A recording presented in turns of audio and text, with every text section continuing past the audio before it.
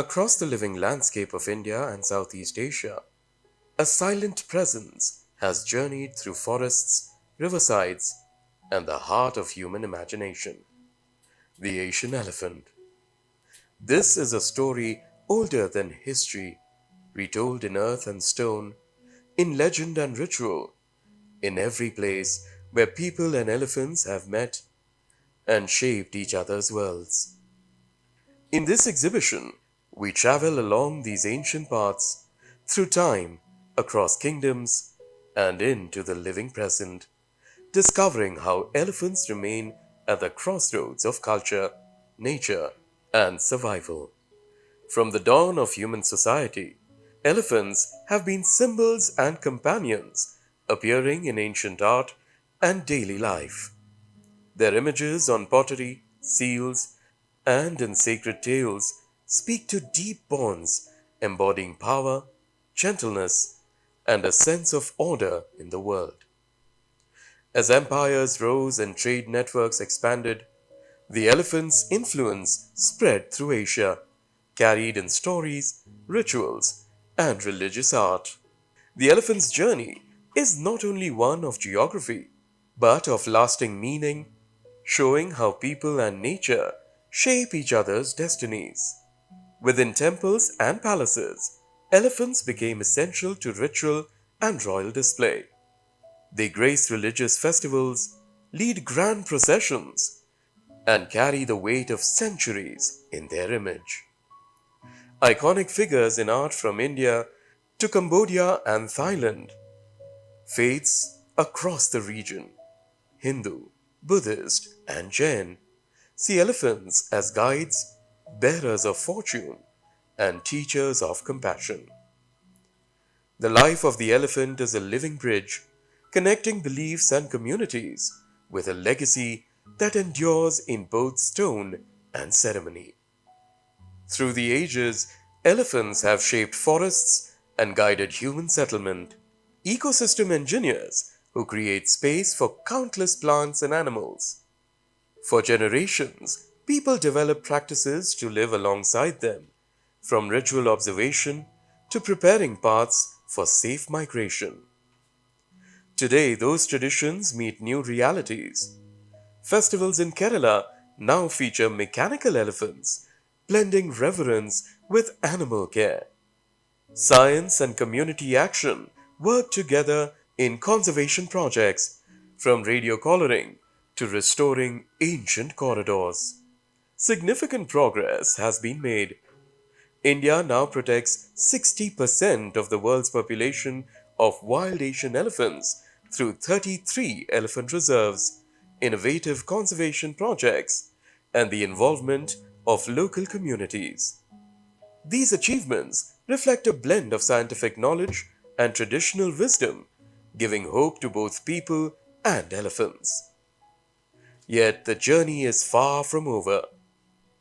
The story now calls for renewed commitment, as the choices we make today will decide whether elephants and their legacy endure for generations to come.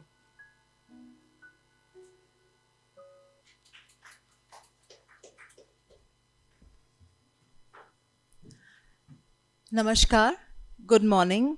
A very warm welcome to all of you to INTACH. It's indeed a special occasion for us to officially launch Project Gaja-Lok today during Heritage Week celebrations, in the presence of such eminent personalities who have joined us today in person as well as online. We are especially honored to welcome Shri Vivek Agarwal ji, Secretary, Ministry of Culture, Government of India, to INTACH on this occasion. I know there are many domain experts who will elaborate on the diverse topics that are associated with this project.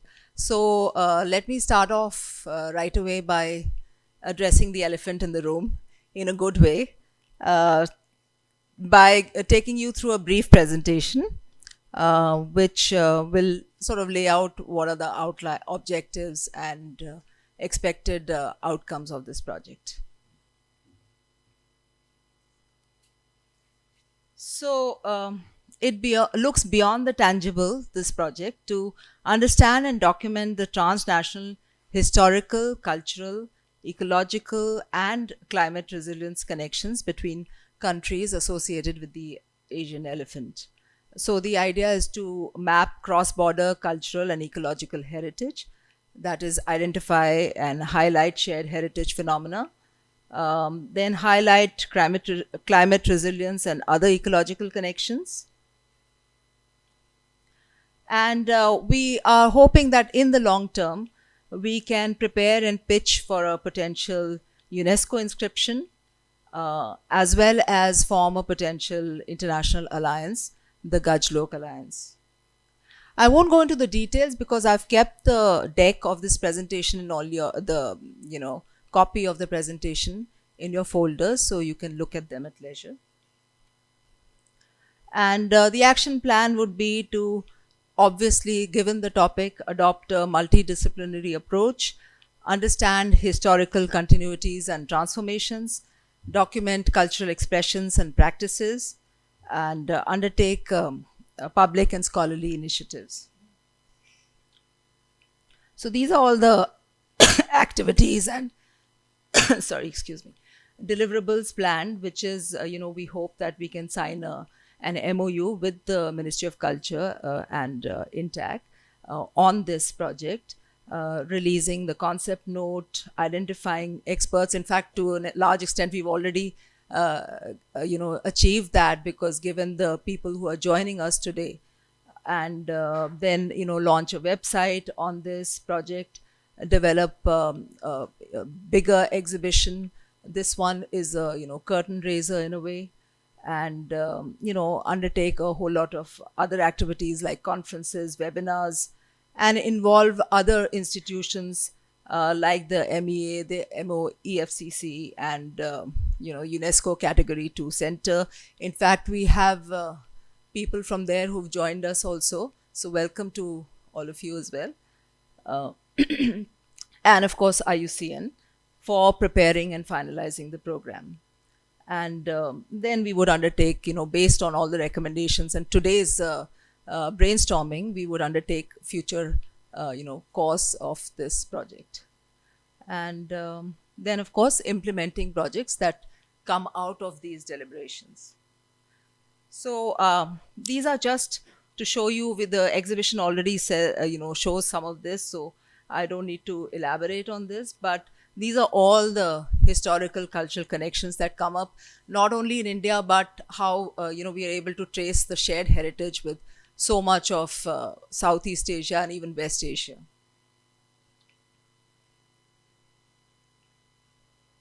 So that's it for the start, and then it gives me great pleasure to also introduce briefly all the participants. So we have with us Professor Raman Sukumar, who is a professor at the Center for Ecological Sciences at the Indian Institute of Science, Bangalore.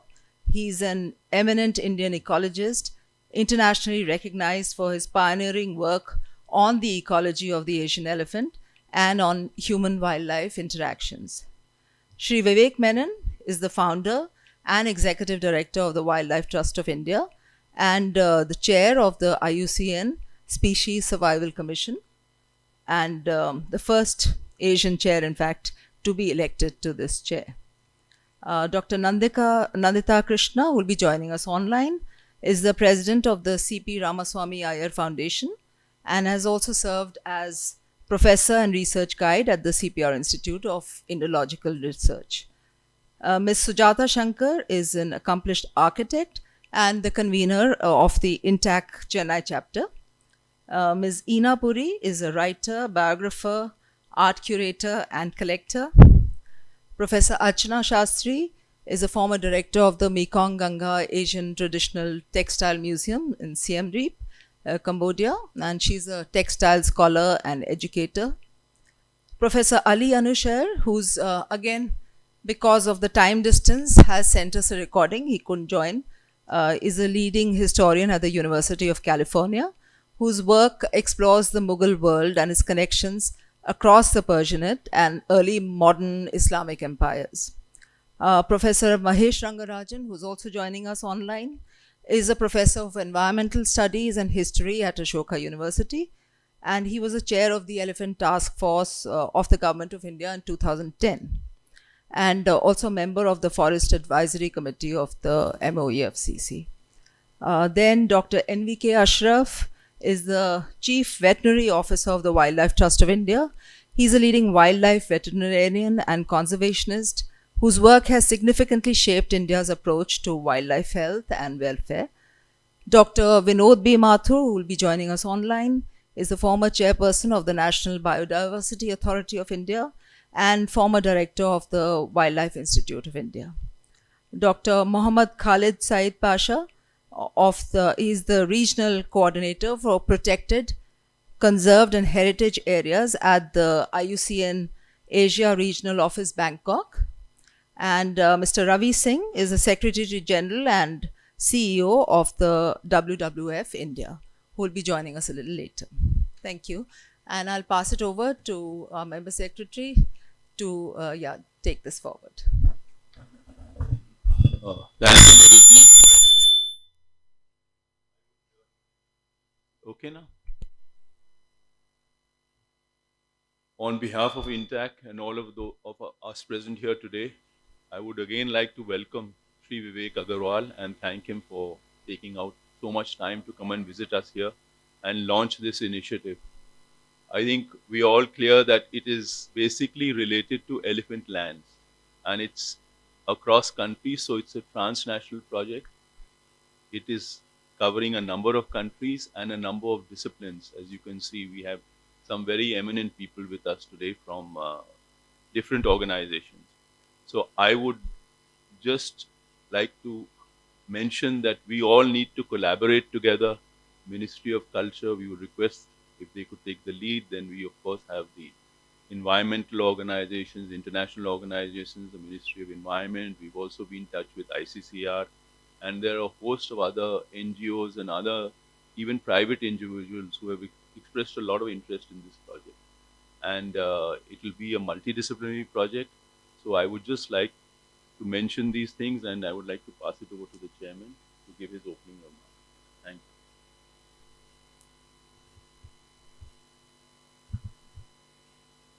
नमस्कार, good morning. आज के इस कार्यक्रम के हमारे मुख्य अतिथि भारत सरकार के सांस्कृतिक सचिव आदरणीय विवेक जी अग्रवाल, जिनके कर कमलों द्वारा गजलोक के एग्जीबिशन का उद्घाटन हुआ। हमारे MS श्री रविंद्र सिंह जी, हमारे सभी अतिथिगण और टीम इंटैक्ट। मैं सबसे पहले इंटैक्ट की तरफ से आप सभी लोगों का स्वागत और अभिनंदन करता हूँ। ये इंटैक्ट की परिकल्पना पे ये गजलोक प्रोजेक्ट का शुभारंभ होने जा रहा है और इस राउंड टेबल ऐसा मंच है कि जिसमें हम लोग गजलोक की दिशा तय करेंगे, इसमें कुछ संशोधन करेंगे। आप सभी जानते हैं कि जैसे हिंदू धर्म में हाथी को गणेश में निहित मानते हैं, गज लक्ष्मी के रूप में हमें समृद्धि के रूप में जाना जाता है और गजवाल हमारे हर मंदिरों के द्वार पे एक संरक्षण के रूप में देखा जाता है। हाथियों का हमारे संस्कृति और प्रकृति में कितना महत्व है, आप सब लोग इससे बहुत ज़्यादा परिचित हैं। सबसे पहले आभार व्यक्त करना चाहता हूँ हमारे आदरणीय विवेक जी अग्रवाल को, जो फर्स्ट टाइम इंटैक्ट में आए।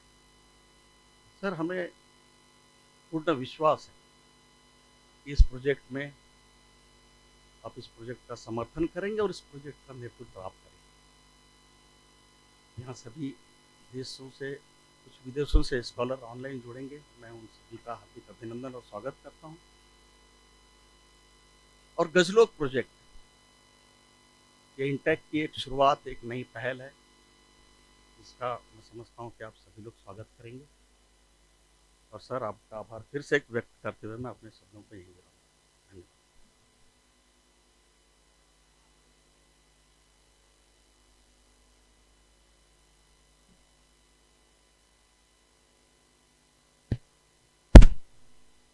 Thank you so much, Chairman of INTACH, Mr. Ashok Singh. Member Secretary Shri Ravindra Singh ji, uh, the experts, very eminent experts, Professor Sukumar, Mr. Menon, and all the other experts who have joined online. Ladies and gentlemen, it's indeed a very uh, big opportunity for me to come to INTACH and to get associated with this project, to know what INTACH is doing, how the collaboration with various agencies can be achieved, and how this collaboration can lead to something which can be a transnational issue for nomination in UNESCO, and also to understand the connection between ecology and environment protection, and also the culture. Because for me, looking at the elephant as as something which can also have a huge cultural impact is something that really stoked my imagination when I heard about this project, and Ravindra Singh sir told me about it. I really agreed to come and join this session to also understand how this subject is being studied and how this subject is being approached from various aspects. As we look at the collaboration of institutions, we have historians, we have environmentalists, we have experts on various cultural aspects, and we have experts on other fields as well who have joined today's conference. So this multidisciplinary approach to look at the stories around elephant, to look at the other aspects of the impact of this wonderful creature of nature on human life, especially in Asia, as we are talking of the Asian elephant here. It is it's absolutely uh, I mean, it puts goosebumps on your skin to really think on this aspect as well. For me, uh, what I see as this entire project unfolds, I think the most important aspect is the tales and stories around elephant, which become part of the folklore and part of the cultural life of a nation. As we grew up as kids, we've always read stories of elephant as a benevolent large creature with Jatka tales telling stories of Bodhisattva and the rebirth and the kind uh, nature of the elephant while being a Bodhisattva. And the entire tale of or the entire history around Gautam Buddha, Lord Buddha has elephant as a central piece, right from the Maya Devi's dream to the rebirth of Buddha to the acts of kindness of various births that Bodhisattva took as an elephant, and then of course the rituals for which elephant is associated with in our temples, in our Buddhist rituals, and in other rituals. Even all the events that happen, the religious events that happen, there is a element of elephant. And then the royal nature of the elephant, the royal aspect of elephants' participation in the historical uh, stories that, or the historical aspects that we see. Of course, there is the element of elephant being a war machine as well, that has been part of India's history, and that has been part of other Asian countries' history as well. But still, as we see elephant in today's contemporary world, it's a kind, gentle animal which is a symbol of wisdom, which is a symbol of kindness, which is a symbol of the purity and the good aspects of association with humans. So for a transnational nomination, I think we'll have to choose one area in which we can find a common ground amongst the countries in which elephant is a prominent natural element. and that common element can be the tales or the stories around the elephant, which we grow up hearing, which are part of the cultural life and aspect of that particular region and that particular civilization. And if we study it deeply, there would be lots of common stories around elephant, which would be across the Asian region, including the Jataka tales, because wherever in Asian countries Buddhism has spread, the Jataka tales are common. So there are a lot of common features that would be there associated with elephant, and those common features and those tales as part of the cultural folklore and as part of the cultural life of these countries can become a transnational nomination. So this is just a preliminary idea that I got while I was looking at the exhibition here. And of course, elephant as a symbol on coins, as a symbol of royal power, as a symbol of national pride. So these are also aspects which are associated with elephant. And the most important part is that when we are studying elephant, we are also looking at the ecological impact, the environment protection aspect as well. So this is a bonus while we are looking at the cultural aspect. We are also adding on the other features which are also part of the overall human existence and which are part of the cultural renaissance which we talk on this subject. A very interesting aspect also came to my notice while I was looking at the manuscripts mission, the Gyan Bharatam. In the Gyan Bharatam, the first set of digitized manuscripts which we launched on the portal, there are manuscripts on Gaja Chikitsa. So I was very interested in looking at that. So I went through that manuscript. It's written in Nagari and Sanskrit in Sanskrit language. So it must be 7th or 8th century manuscript, but it gives in detail how various ailments of an elephant can be treated through Ayurvedic medicines. So it's a full treatise on Gaja Chikitsa. So then there's another manuscript which talks about elephants' use as a war weapon. So how and what kind of elephants can be war elephants? What should be the shape and size of the elephant who can be chosen to become a war elephant? How the progeny of that elephant has to be decided. So there is a full treatise, full manuscript on that.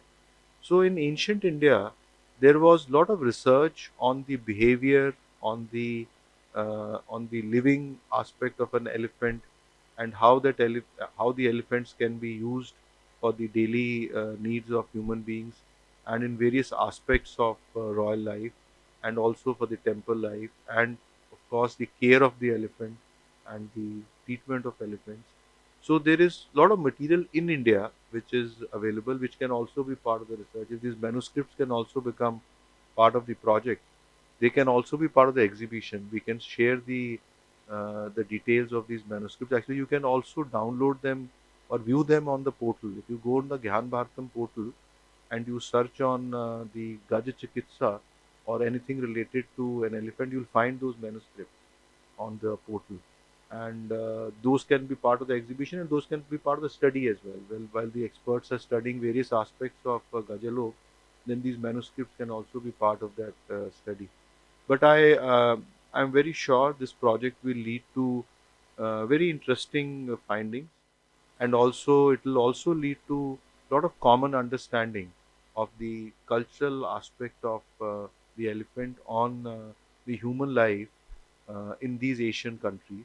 Of course, we have another species that is the African elephant, and the African elephant would also carry the same heritage connection in the African nations.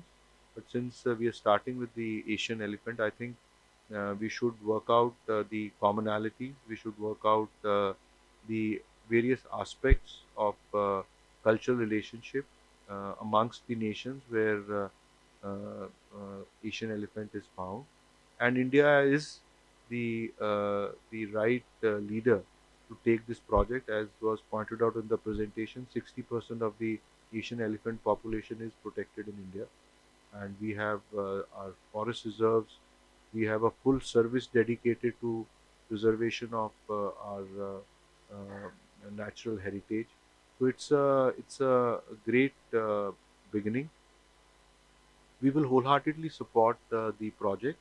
Whatever material we have, whatever expertise we have, we will place it along with you.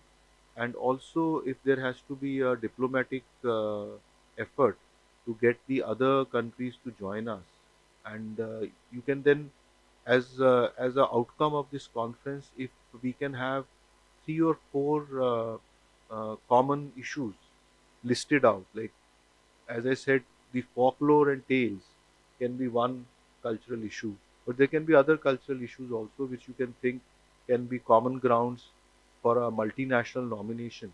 Then we can explore these common topics with the other countries or other regions who would be interested in joining.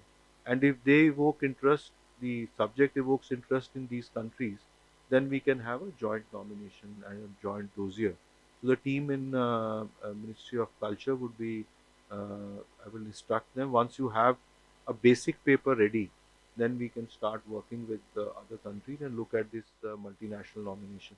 And the last point I want to make is that to achieve something, then we have to have a certain timeline to do it. Normally, as an expert, I would like to do work, do research, write a paper, and explain that issue in various forums.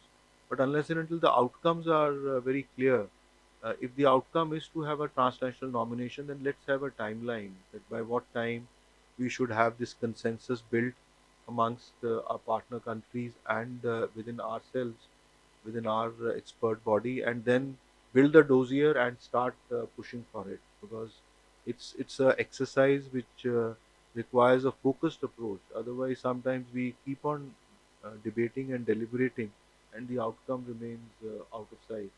So this is another request I'd like to make, that once we are working on this project, let's look at a certain timeline by which we should be ready with the dossier, or more than one dossier. In fact, if we think that there are 3 or 4 aspects which are common, and we can have 3 or 4 dossiers which are related to elephant, we can even look at that.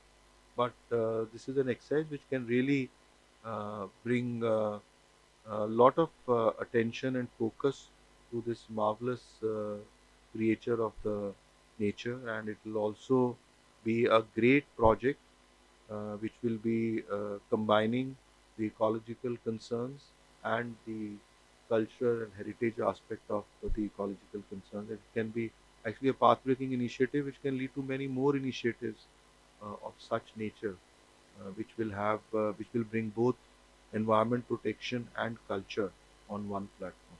I'm really grateful to all of you for inviting me, especially to INTACH, and I look forward to a very fruitful and intense partnership with all the agencies and all the organizations that have joined here, and with INTACH as well. Thank you so much. Jai Hind.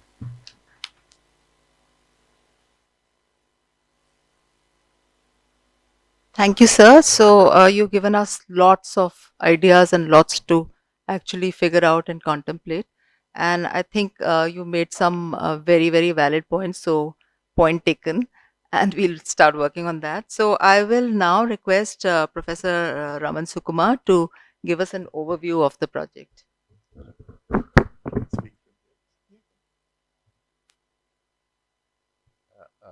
A very good morning, friends.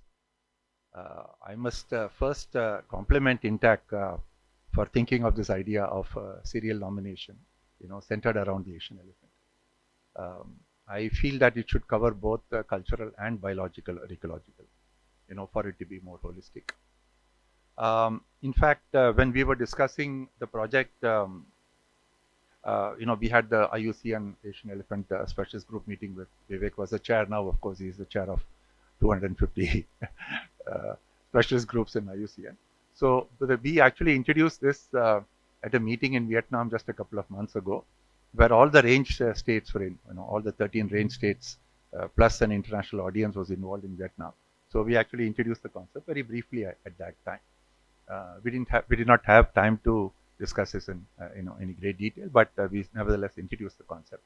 So kind of that set the stage for the further discussions with all the other range states, because it's not just India, but you have Sri Lanka, you have Thailand, you have Vietnam, you have Malaysia, you have Indonesia. You have to bring in a very large number of countries into the fold. I also probably forgot in my earlier interactions with all of you to mention that the World Heritage Program at UNESCO was actually headed by Mr. Kishore Rao, who was the second director of Project Elephant from the Environment Ministry. And he has retired from there and he has settled down in Delhi. So it might be a good idea for us to get for INTACH to get in touch with Mr. Kishore Rao and seek his guidance, because I have had the opportunity to interact over many years with him in the past. And also when he was the director of the World Heritage Program in UNESCO, he had invited me a couple of times on issues and so on. So I have interacted with him. So this is just a suggestion to you. Well, I have been given a particular topic, unique and common elephant cultures across Southeast Asia. But I'll just share some fairly random thoughts with you, because I'm going to give a full lecture today at 4 o'clock or 5 o'clock this evening, in which this will be covered in much greater detail. About 20 or 25 years ago, when Project Elephant, we used to have our steering committee meetings and so on at the ministry, I remember distinctly the late Professor D.K. Lahiri Chowdhury, a stalwart on the history of the elephant, on the culture of the elephant, and also, if I may say so, elephant ecology. He is actually he was a professor of English in West Bengal. He said, we were discussing the various schedules under the Wildlife Protection Act. And he said, no, you can't fit the elephant into any schedule. The elephant needs to have a special schedule on its own.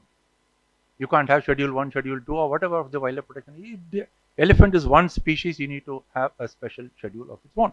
And he was absolutely correct, because it's an extraordinary creature with a equally rich and extraordinary relationship between with humans. Ever since we kind of co-evolved out of Africa, beginning 6 or 7 million years ago. I will not get into the details of this journey, but elephants themselves have evolved. The ancestors of the elephants evolved in Africa 65 million, starting from about 60 million years ago. And the true elephant family, which is the African elephant, the Asian elephant, the mammoth, and now Paleoloxodon, evolved. All of these evolved out of Africa, by the way, and then migrated to other parts of the world. This is where it's also believed to be the cradle of human evolution, or ancestral, of ancestral humans. And this also goes back about 5 to 7 million years. So we have had an extraordinary kind of a co-evolutionary relationship over the 6 or 7 million years ago. And it's very important. See, for me as a biologist, as an evolutionary biologist, I feel that you really need to understand the depth, the complexity of this particular relationship. It's been a love-hate relationship, if I may put it that way. It's not a very simplistic kind of relationship. We have competed for land. Early humans have hunted and scavenged elephants, maybe even hunted elephants. Now there is more evidence coming out that our brains grow bigger because of the fats that we got from elephant marrow. This is work coming out from the Middle East. Human evolution has depended on a source of the elephant bones, and the bone marrow providing a source of nutrition for us. Very interesting. And then, of course, a few thousand years ago, we started capturing elephants, training elephants. We never domesticated the elephant. The elephant has always been captured and kept in captivity. I mean, I made the mistake, many years ago when I wrote my thesis, of using the word domesticated. It's never been domesticated.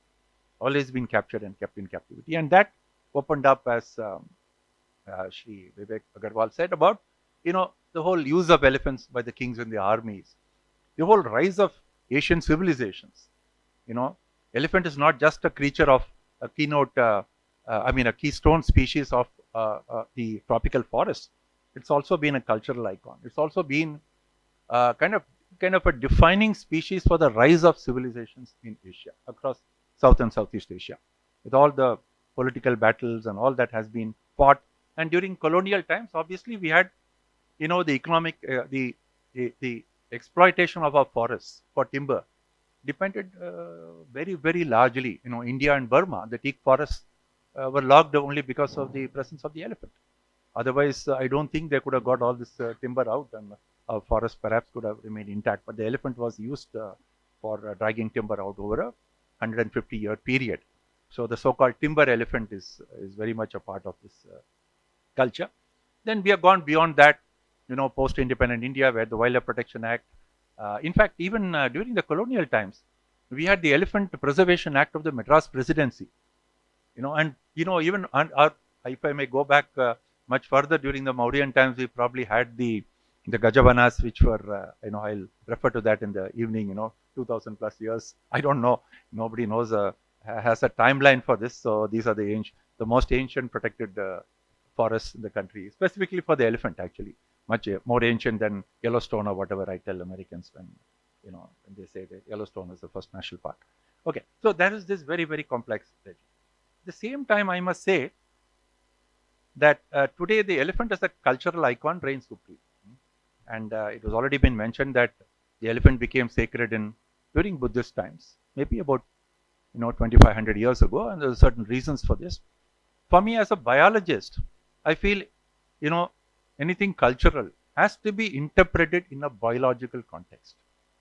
It's not just a descriptive that elephant became sacred in Buddhism, or elephant became sacred in Hinduism in the form of Ganesha, whatever it is. I try to give biological interpretations, evolutionary interpretations as to why a particular relationship has evolved.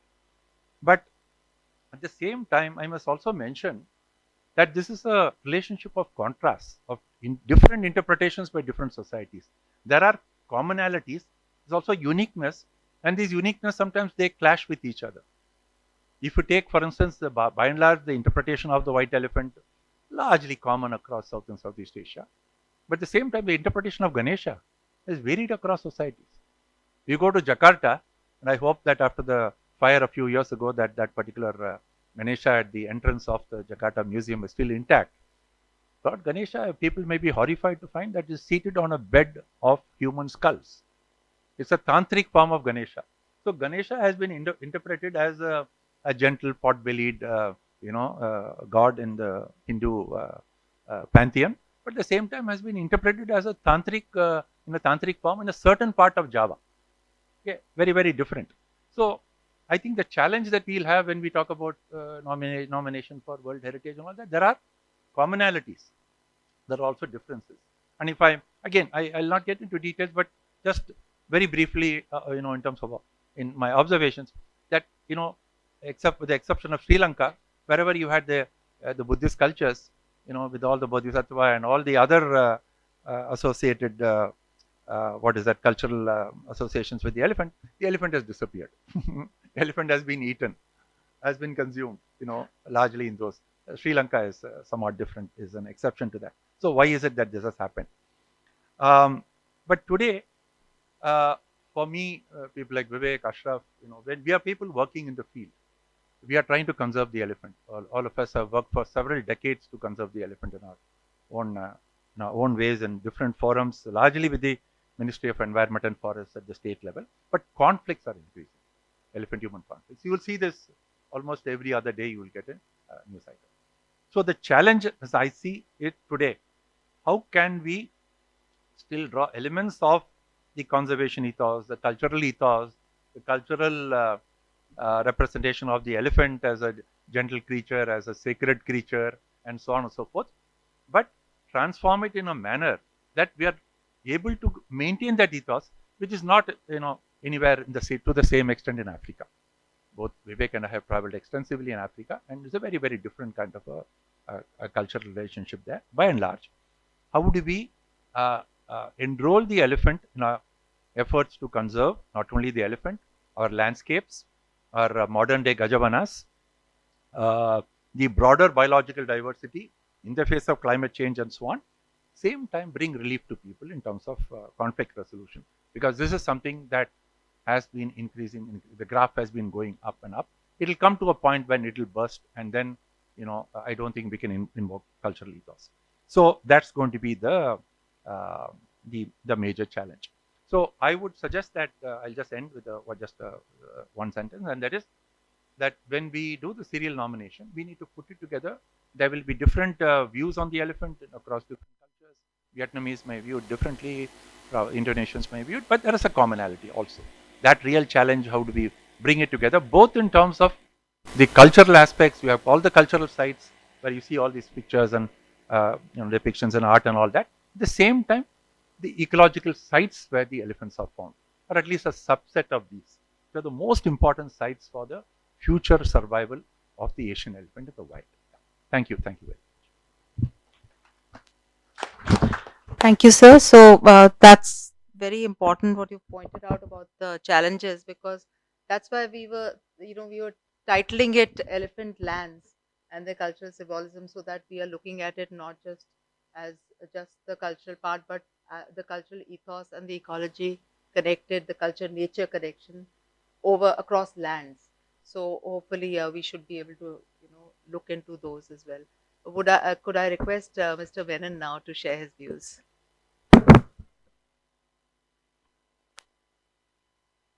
Yeah.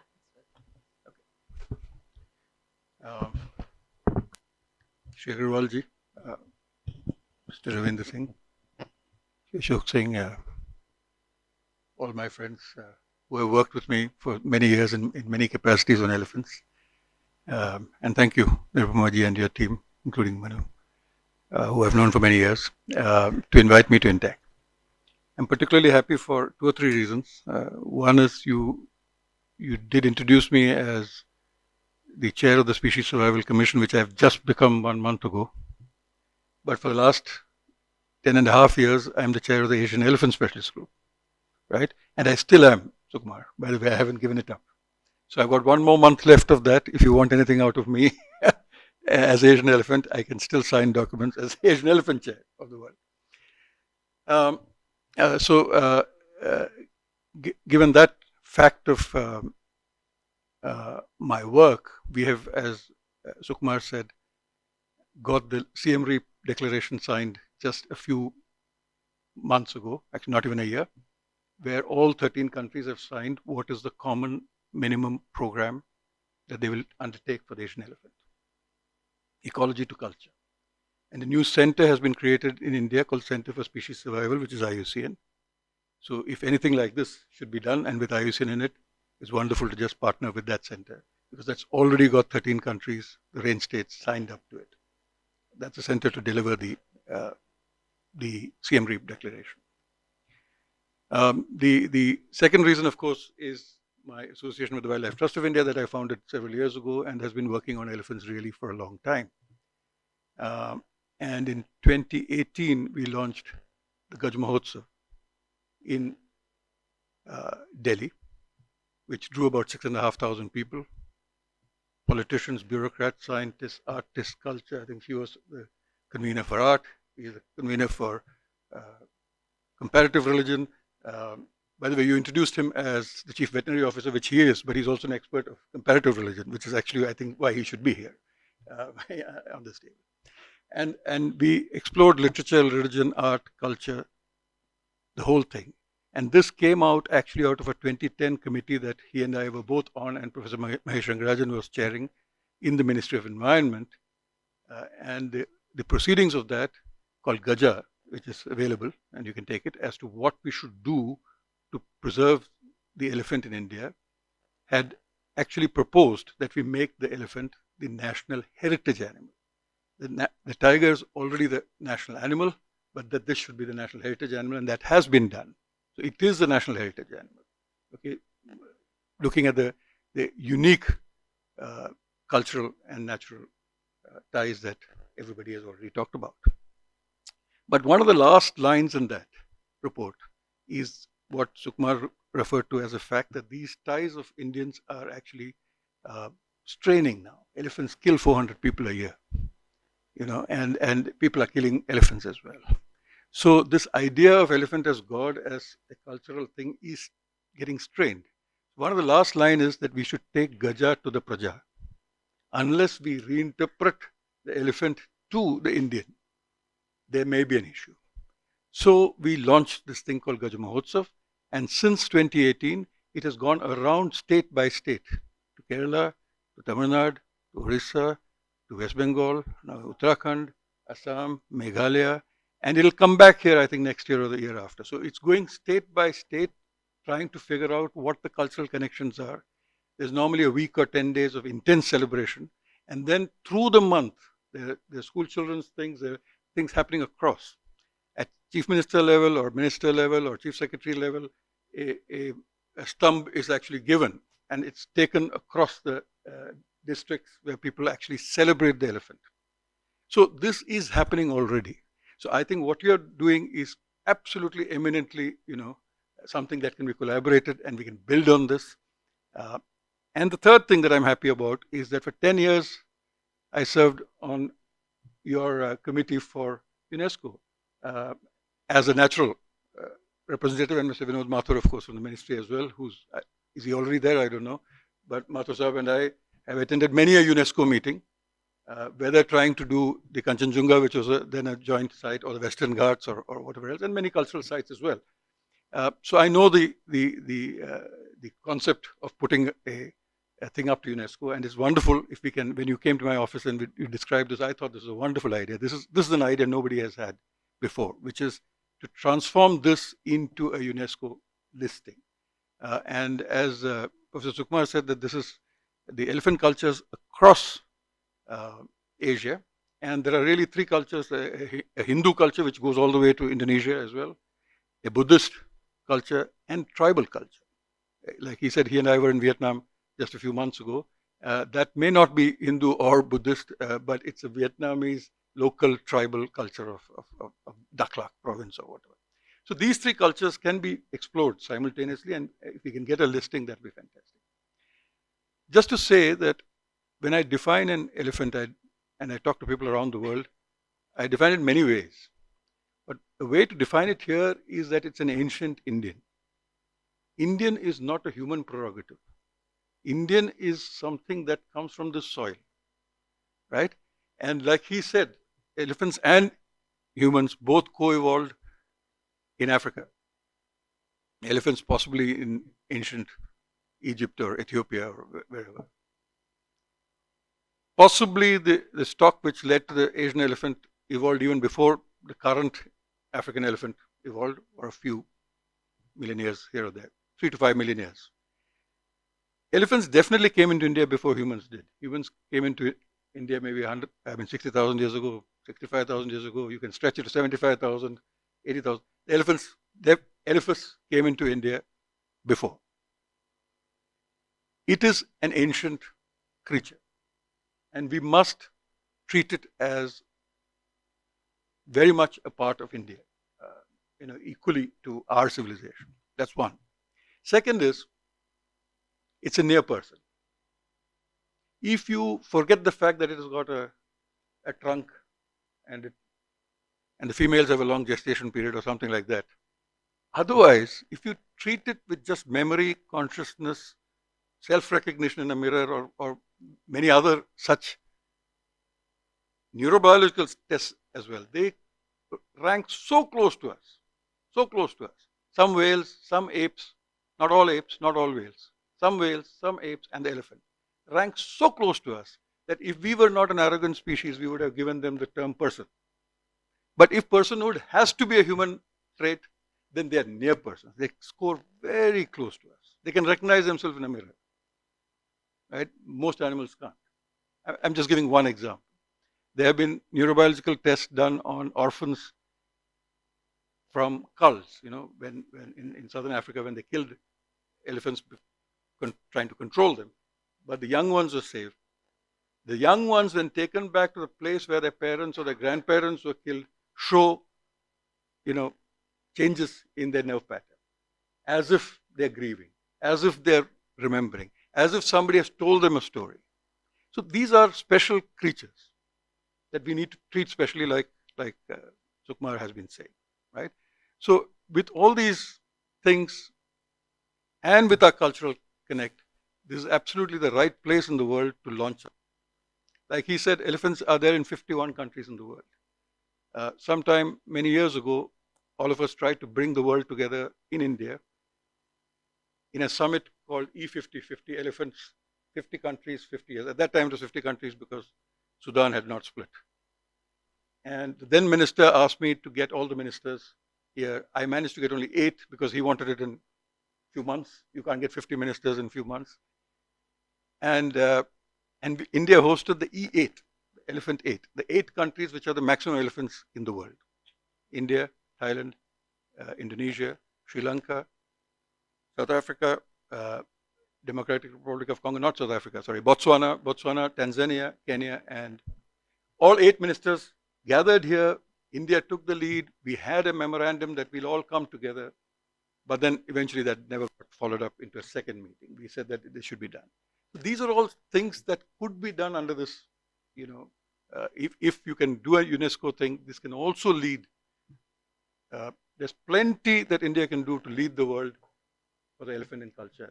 So I welcome this initiative, and like Sukumar, I'm also giving a talk, I think tomorrow, a longer talk, but this I think is just a few words to start that conversation. Thank you very much for inviting me. Thank you, sir. Now we'll have, I think our next speaker is online, so we'll pause if you. Yeah.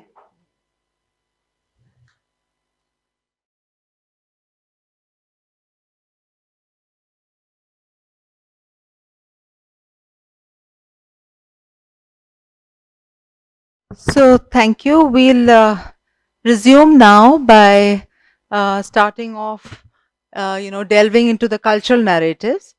First off is Dr. Nandita Krishna.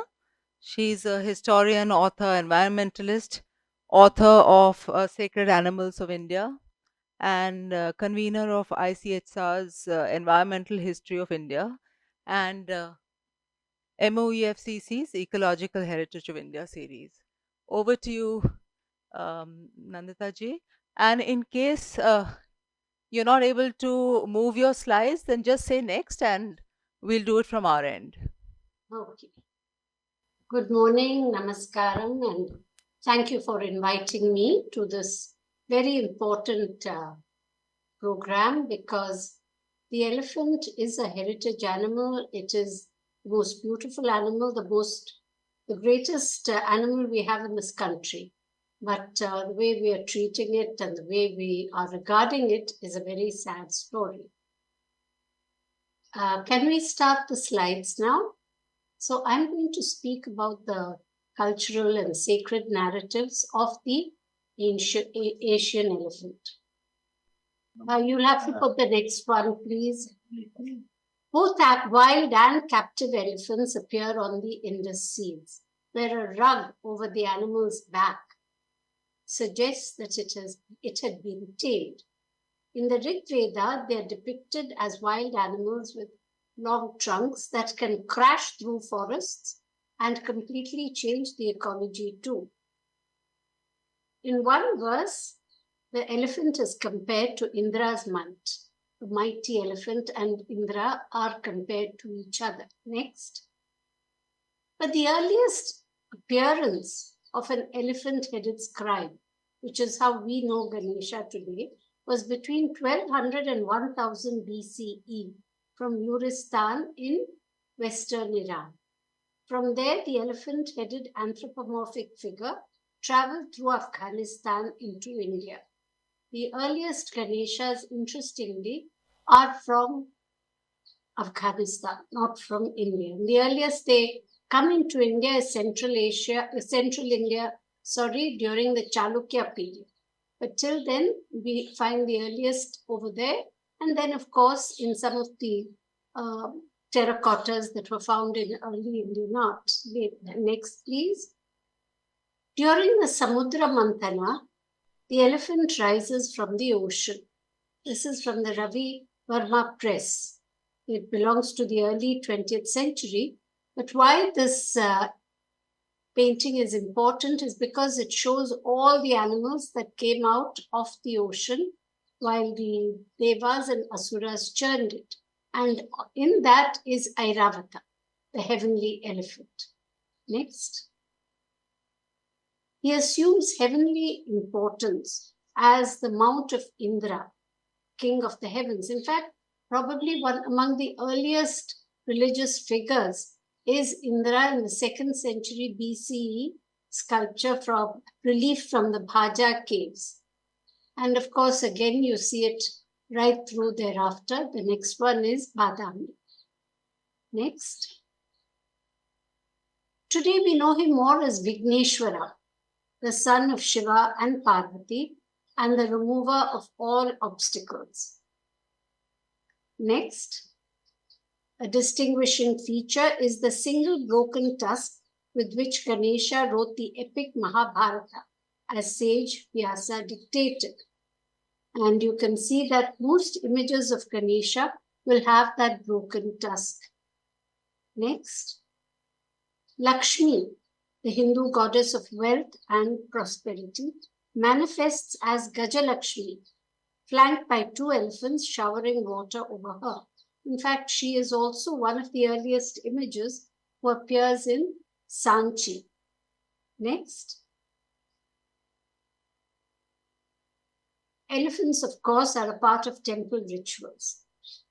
Today, especially in South India, and the association of the elephant with religion and culture in India and elsewhere in Asia is endless. Now, how did this religious association happen with other religions? The elephant shares equal space in Buddhism. Before his final birth as Gautama, the Buddha was the elephant Chaddanta, whose good deeds as a bodhisattva are described in the Chaddanta Jataka. In Burma and Thailand, the white elephant is an assurance of good luck and prosperity. This is a scene from the Chaddanta Jataka from Bharhut. Next. The elephant is the symbol of the 2nd Jain Tirthankara, Ajitanatha. He is also worshipped by several tribes, such as the Cholanayakam tribe of Kerala, the Lodha tribes of West Bengal, and the Ao Nagas of Nagaland. So the elephant was given a sanctity all over India, in all Indian religions, and is regarded as something much more than a mere animal. The knowledge of the elephant was so great that treatises like the Gaja Shastra and Hasta Ayurveda contained information about training and medical treatment of elephants. And in southern India, the Maratha kings of Tanjore even set up veterinary colleges, veterinary hospitals for treating elephants. Next, the elephant was associated with royalty and used in battle at a very early period. His role in the Alexander-Porus War is well documented. Indian literature is replete with stories of kings and their elephant battalions. Hindu and Muslim kings rode richly decorated elephants. During the Mughal period, elephants were given a coat of mail and made to fight with the coat of mail. And unfortunately, they were even forced to fight each other for the entertainment of the kings. Next. Elephants symbolize wisdom, strength, and sacredness. As the largest land animal, they are charismatic, wise, majestic, brave, and patient in Asian culture, legend, and folklore. Elephants played important roles in the history and lives of both the religious and ruling communities, as well as in legends and folklore. Ganesha is the anthropomorphic form of the Asian elephant. He is the remover of all obstacles. This is an extension of the elephant's ecological role of creating pathways through the forest. I heard Dr. Sukumar mentioning that there was some biological reason why everything is given a certain role. The reason is that the elephant could create pathways through the forest, clear the forest of old plants, rejuvenate and allow new shoots to appear, create gaps in the canopy to allow sunlight to penetrate, and use their tusks and feet to create and deepen water holes. Further, by sitting on the mouse, although the reason for that goes back into mythology. But by sitting on the mouse, the Ganesha keeps the farmer's enemy, who? The mouse, the rat, a pest of the agricultural fields, under control. But the image of Ganesha is very ironic because he holds a pasha. You can see in his left hand, the pasha is a noose or rope. And in the right hand, he holds an ankusha. And in the left hand, he holds a plate of modaka. Now, the three symbolize the carrot and the stick used to train the elephant. And the training of an elephant is the most cruel thing. The animal is broken, its spirit is broken. The noose, today it's the chain, is used to control the animal. The goad is to prod him cruelly to perform all kinds of things. From when there were circuses, they had to stand on their head and all terrible things. Today, they have to listen to loud crackers and so on during the temple festivals in Kerala and elsewhere. And in Amber Fort, they have to take tourists up and down during the day. And all this is done with a cruel prodding with the ankusha. So the goad is used to prod him cruelly. And finally, the sweet is a reward, like you'd give a dog. But the elephant is not a dog. A dog loves to perform to some kind of a reward. But the elephant is not a dog. Let's remember that he is a wild animal. The breaking and training of an elephant is a cruel process at the hands of an illiterate mahout. This raises the question as to whether it is ethical to permit temples and others to own elephants by invoking their sacredness, yet maintain them in substandard conditions. Thank you for your patience in listening to me. Thank you so much, Nandita ji. It was very interesting because, we also saw a talk on the elephant, on the historicity of the elephants. And, we've been hearing so many, eminent people talking about it, but you also brought out some very interesting aspects that we, at least I was not aware of some of these, the iconography associated with the elephants. So thank you so much for sharing your I had expertise. to rush through. You gave me 10 minutes. Sorry about that, because we're just trying to get, but obviously, once this project and it seems to be taking off, then we will be connecting with you again to get, greater details. So thank you so much. Next, I would invite Mr. Jata Shankar, who's our INTACH Chennai chapter convener and an architect, to share her views with us. It's a wonderful initiative by the Intangible Heritage, Cultural Heritage Division of INTACH to study the elephant and its cultural significance as well as environmental significance. The elephant has been a great source of inspiration, as we've already heard, in the creative field, be it poetry, music, painting, sculpture, and of course, architecture, including Gaja-Prisht, which we will discuss today. Then next, please.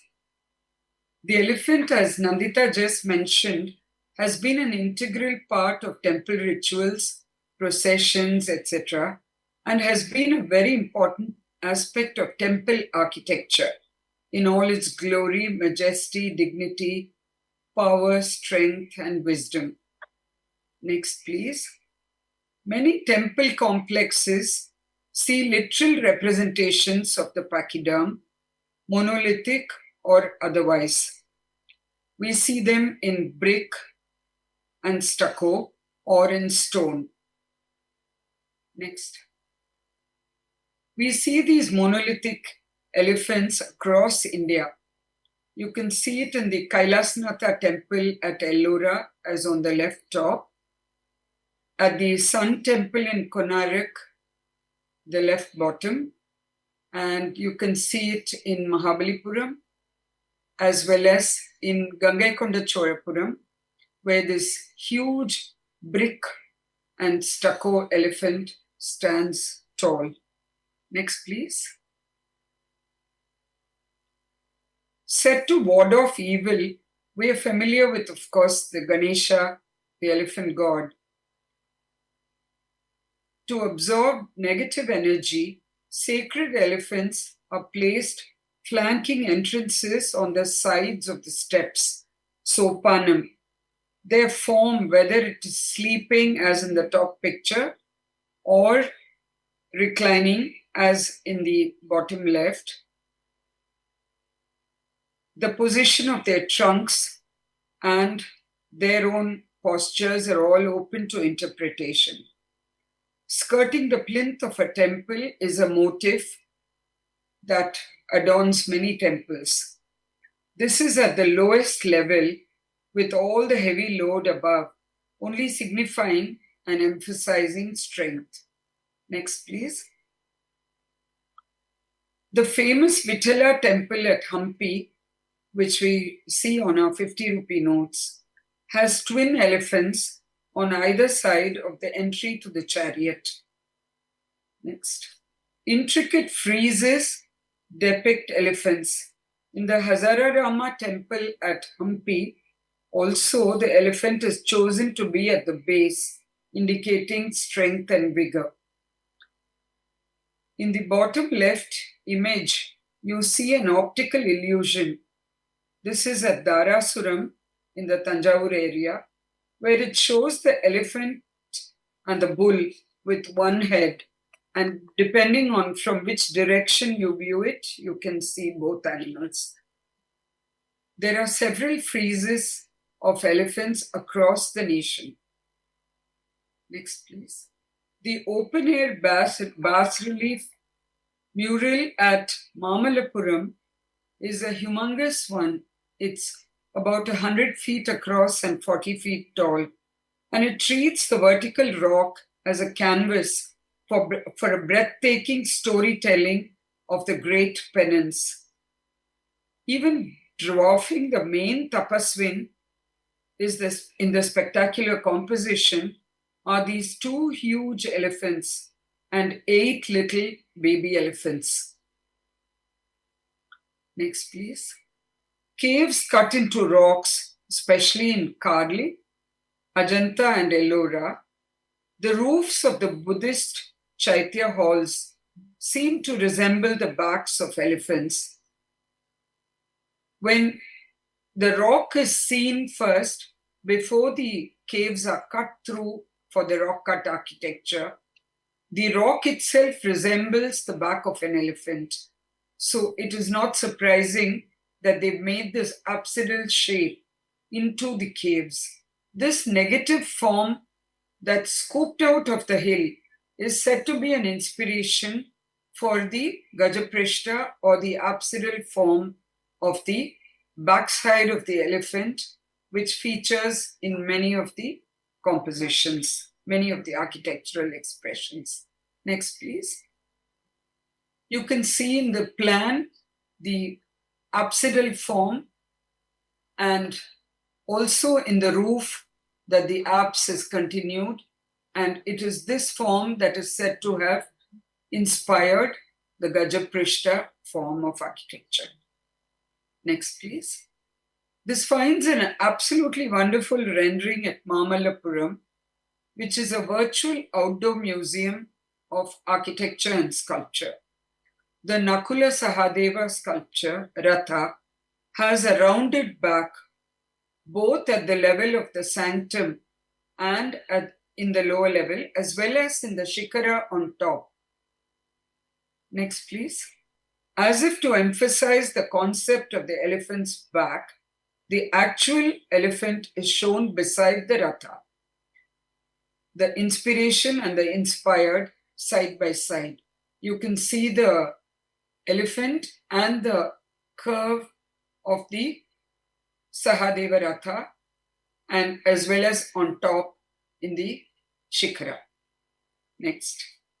Gajaprishta itself. Gaja in Sanskrit is elephant and Prishta is the back. So combined together, you get the Gaja-Prishta form of architecture. It's also referred to as Tunganai in Tamil and finds place in Thirignana Sambandar's poetry, where he refers to many of the temples that he has seen in this region in the elephant-backed shape. And this puts these temples to the 7th century or earlier based on the references in the poems. Next, please. You can see the plan of the Mamalapuram Pancharathas, which is the UNESCO World Heritage Site. You can see that the experimental shapes were squares, rectangles, variations of those, but the unique Nakula Sahadeva Ratha assumes the form of the elephant with the apsidal back. And interestingly, in this search, we also came across a drawing made by Robert Chisholm of the apsidal curve of the same Nakula Sahadeva Ratha. And Robert Chisholm happens to be the first architect appointed by the Madras government in the 1800s. And he was also the architect who went on to complete the Lakshmi Vilas Palace in Baroda. Interestingly, he's also documented the Gaja-Prashta. Next, please. The temple at Aihole, called the Durga Temple, is an absolutely majestic rendering of the Gaja-Prashta. In that one sweep, it is one of the best illustrations of the apsidal elephant back curve. Next. You can see an aerial view of that, where it exemplifies what the apsidal curve actually achieves. Next, please. This is the plan where you can see the frontal porches and the entrance mantapas are rectangular or straight, and they end up in the apsidal curve, much like the Buddhist Chaitya halls replicated in the Hindu monuments. There is also evidence in the Sanchi Stupa complex, one of the earliest evidences, in fact, of the apsidal form, in temple number 18, where the plinth is testimonial to its form. Obviously, the rest has fallen off, and it's been sort of kept safely by the Archaeological Survey of India. So you see the plinth, the shape, which represents the apsidal curve. Next. Yeah, you can see the plan of that. Next.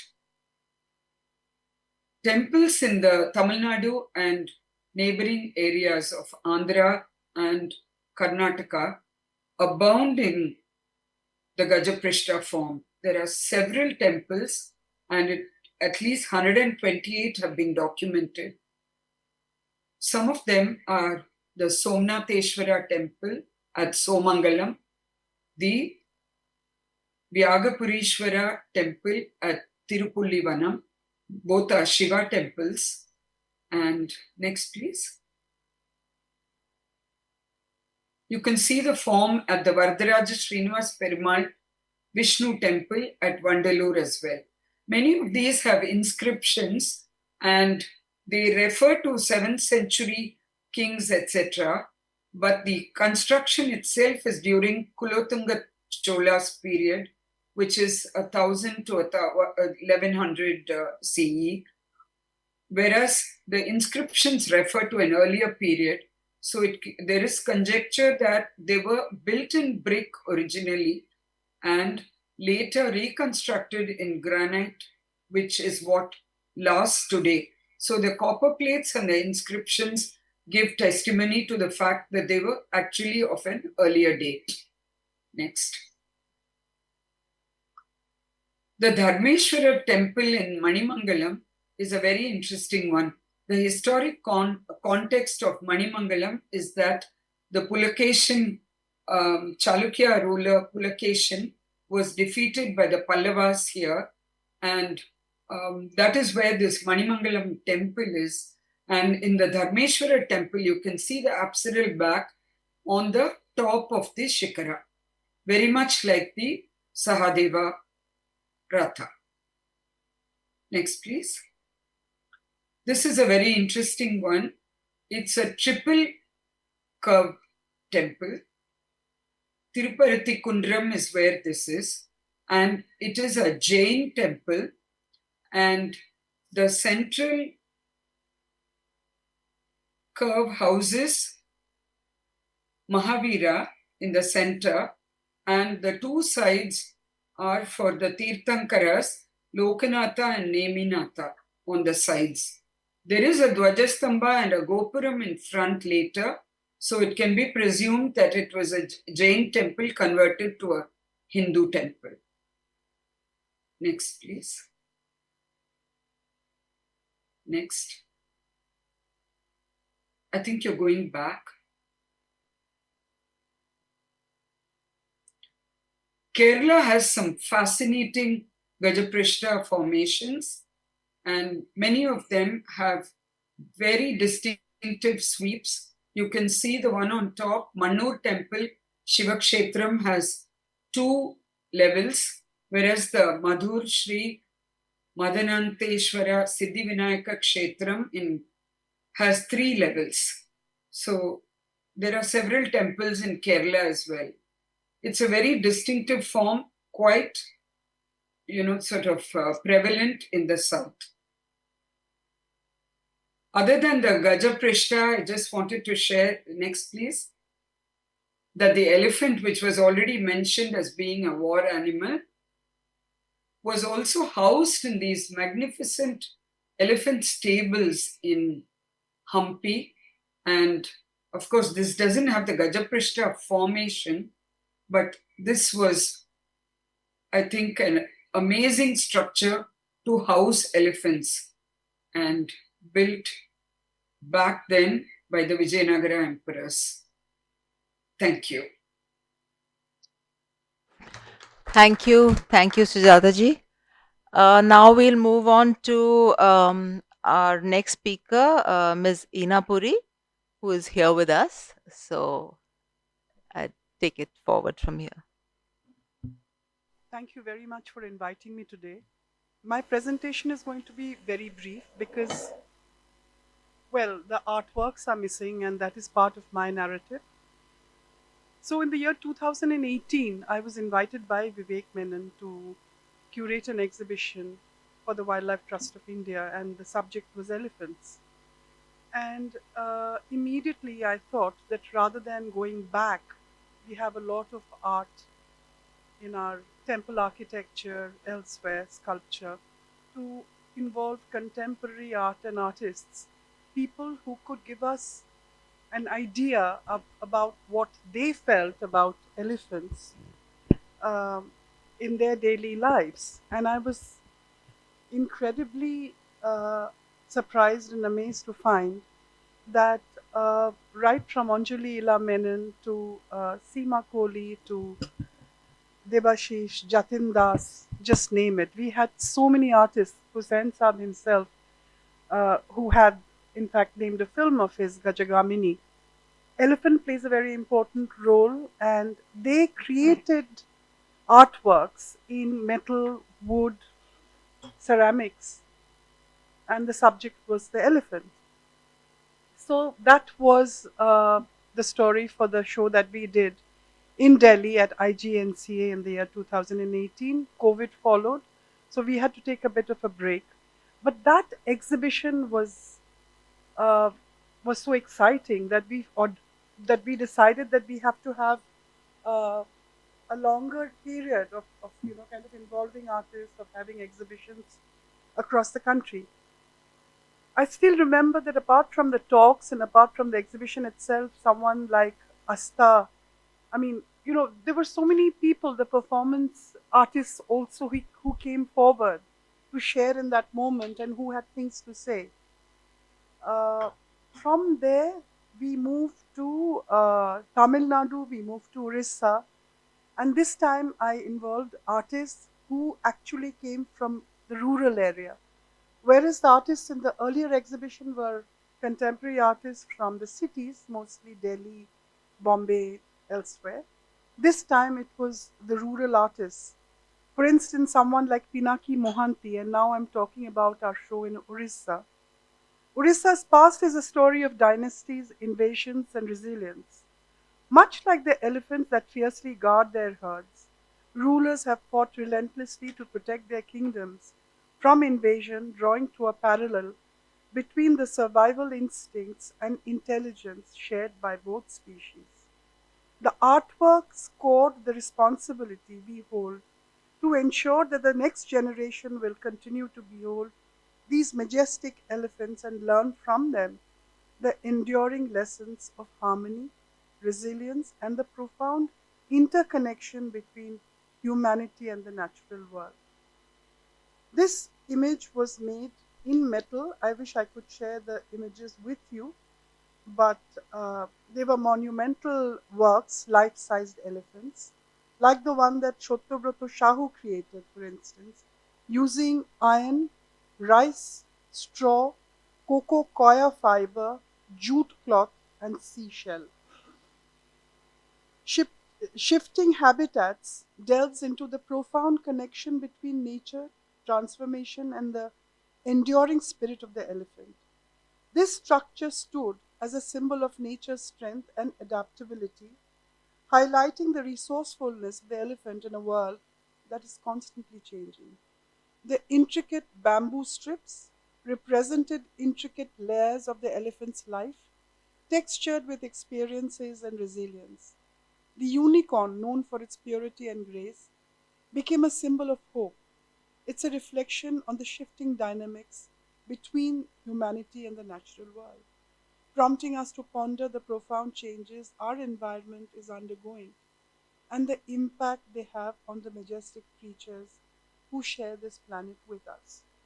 As we plan Bengal, as we plan Uttarakhand and our next ventures, we are already talking to people. For instance, a Dolon Kundu, who lives in the villages in Bengal, has come forward with very interesting interpretations of how she sees the elephant and how important it is in our lives and our connection with them. So our project goes on, and thank you for inviting me, and thank you, Vivek, for inviting me to curate the WTI exhibitions on the Gaja, the famous Gaja Yatra and the Gaja festivals. Thank you, Inaji. We missed it, so that must have been very interesting to watch, I'm sure. Oh, wonderful, wonderful. So we look forward to that. Next, I'll call upon Professor Archana Shastri to share her presentation. At the onset, thank you very much for making me a part of this initiative. I'm comparatively a greenhorn, in the sense being a practicing artist and then involved in the education of both art, design, fashion, theatre. My interest in textiles is really from the sort of the performative aspect of it. And that is something which I found very, very exciting when it comes to, the ritualistic aspects of textiles, how they are used, and the imagination with which they kind of enact, certain, in a very abstract manner. Rarely do we sort of really see textiles as an very innate aspect of being, of the self, a self which is housed in a body. And really speaking, the sort of enveloping trait is really an extension of this body and this being. So there is this constant element of being and becoming. And again, if you look at it, I was, though I'd sort of been working in the visual language, vernacular languages for a long time and interested in semiotics, it was for the first time in Southeast Asia, that is Cambodia really, where I was kind of the director of the Traditional Textile Museum. And I witnessed certain rituals. One of them was amazing in the sense it enacted the whole, sort of notion of birth and rebirth. It was an ordination ceremony in which the Buddhist novices, were, enacted the entire story. They dressed up like Siddhartha. And then, with great fun and frolic, music and dance, they approached the what. Now, most of them, it's a community kind of based, activity. And it was interesting that they changed into a white drape. And I was interested in the white drape particularly because one had red and the textual engagement with the white as being, as delivering the twice born, from the placenta itself. So there were these kind of very symbolic, abstract kind of, synchronizations, which were very fascinating, and they came to alive there.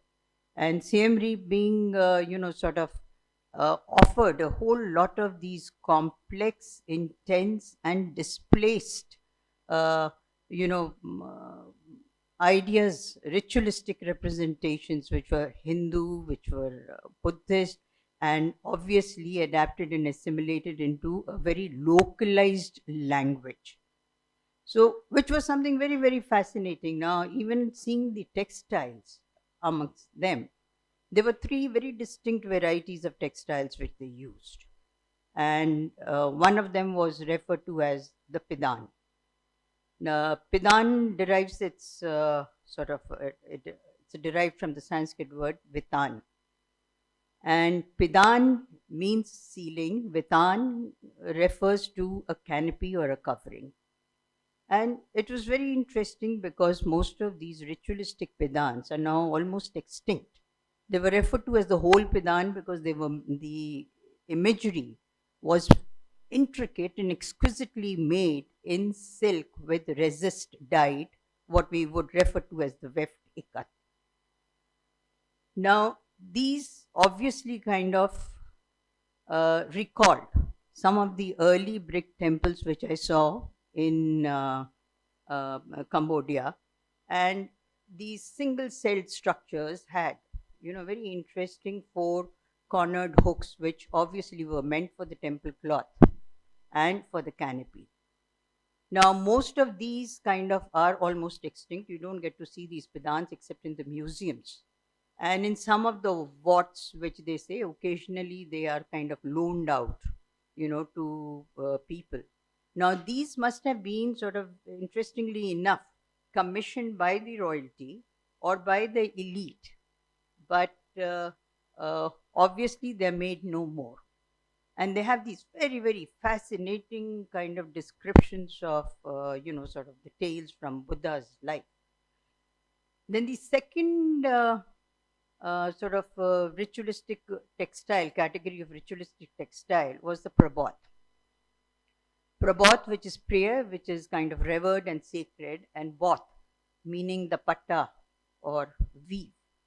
And these Prabhats obviously would have been kind of part of the initial rendering of the Jatakas, because their early kind of Buddhist shrines had no walls and just had a thatched roof. So, and even till date, they are continuously very kind of spontaneously used in all kind of community or private or kind of public ceremonies and festivals.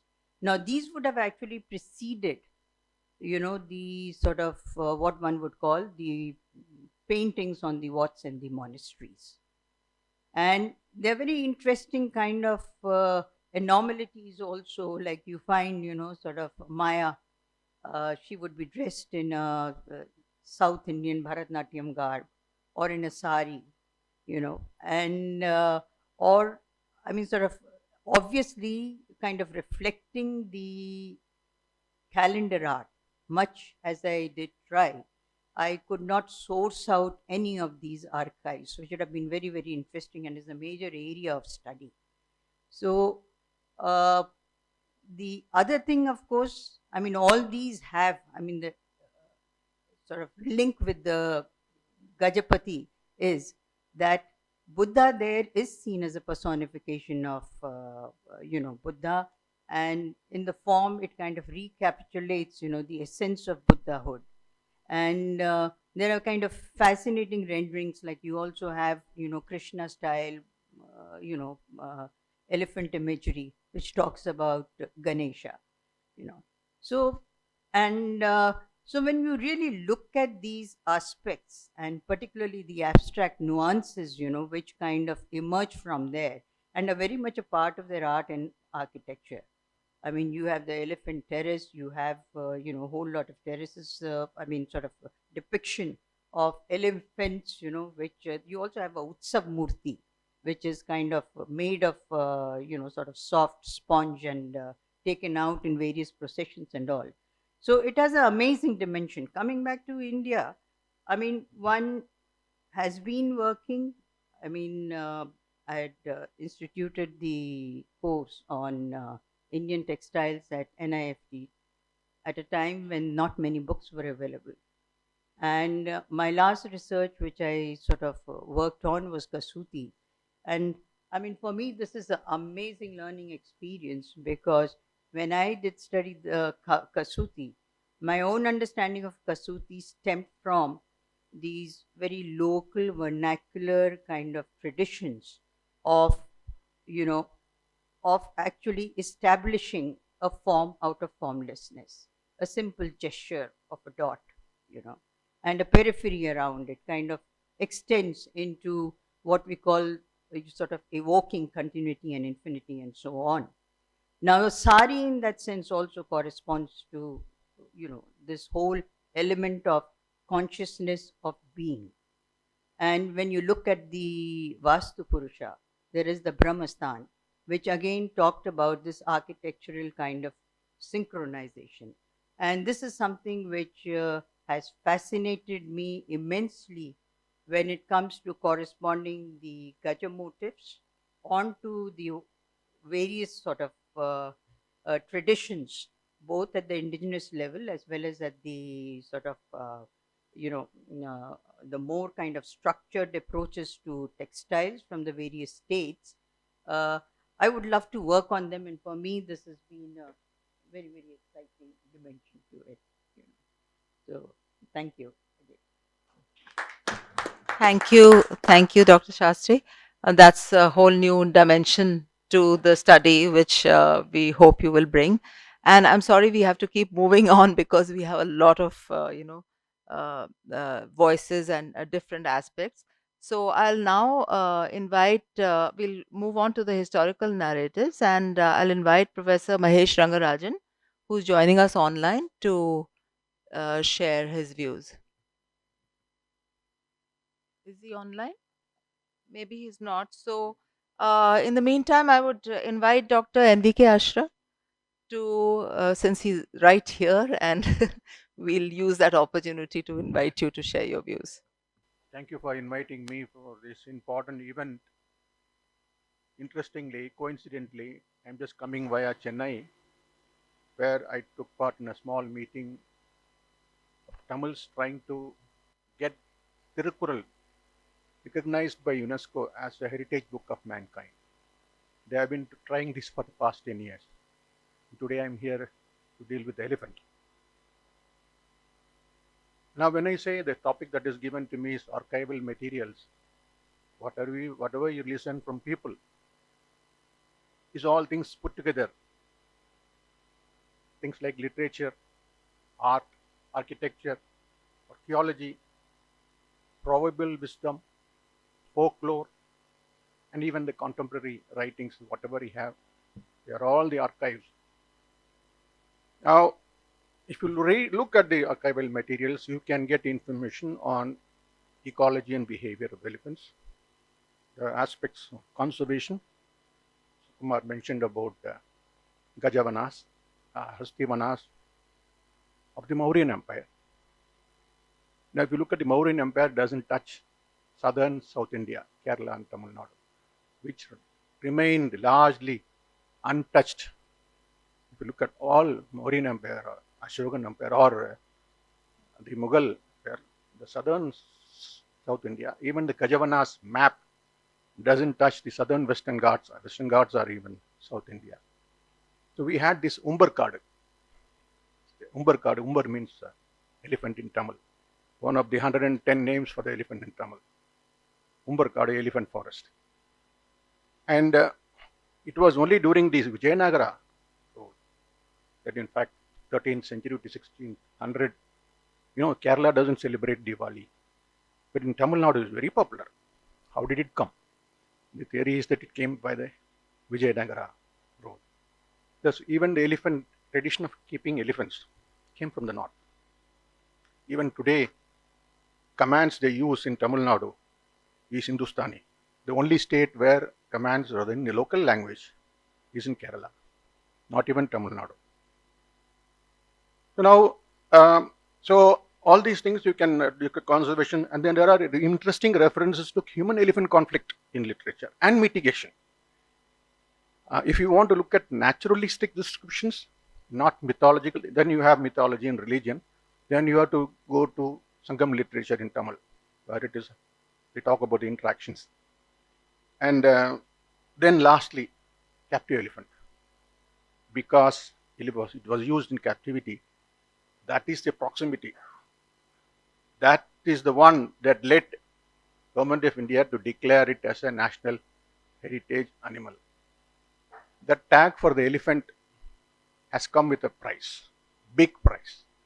The elephant had to pay a big price to get that tag. It was captured, tortured, subjugated, trained, and used for our purpose in war. Now it is time something to give back. Those are all history. We need to think about it, where, how, whatever that accumulated wisdom can contribute to conservation. I just want to give one example. I had to talk something related to the topic. One is the use of symbols in art or symbols throughout history. Right from 10,000 BC, the cave paintings in Madhya Pradesh, that is the earliest, that is pre-literary period. And in literary period or historical period, you have lots of, suddenly I'm opening up right from Harappan seals to emblems used by various kings. You have Chera, Chola, Pandyas, many kings, but I kingdom, the small kingdom in the southern Trivandrum, Travancore area, the only ones who had elephant as the emblem. The Cheras had their coins, bow and arrow, and the other side was an elephant.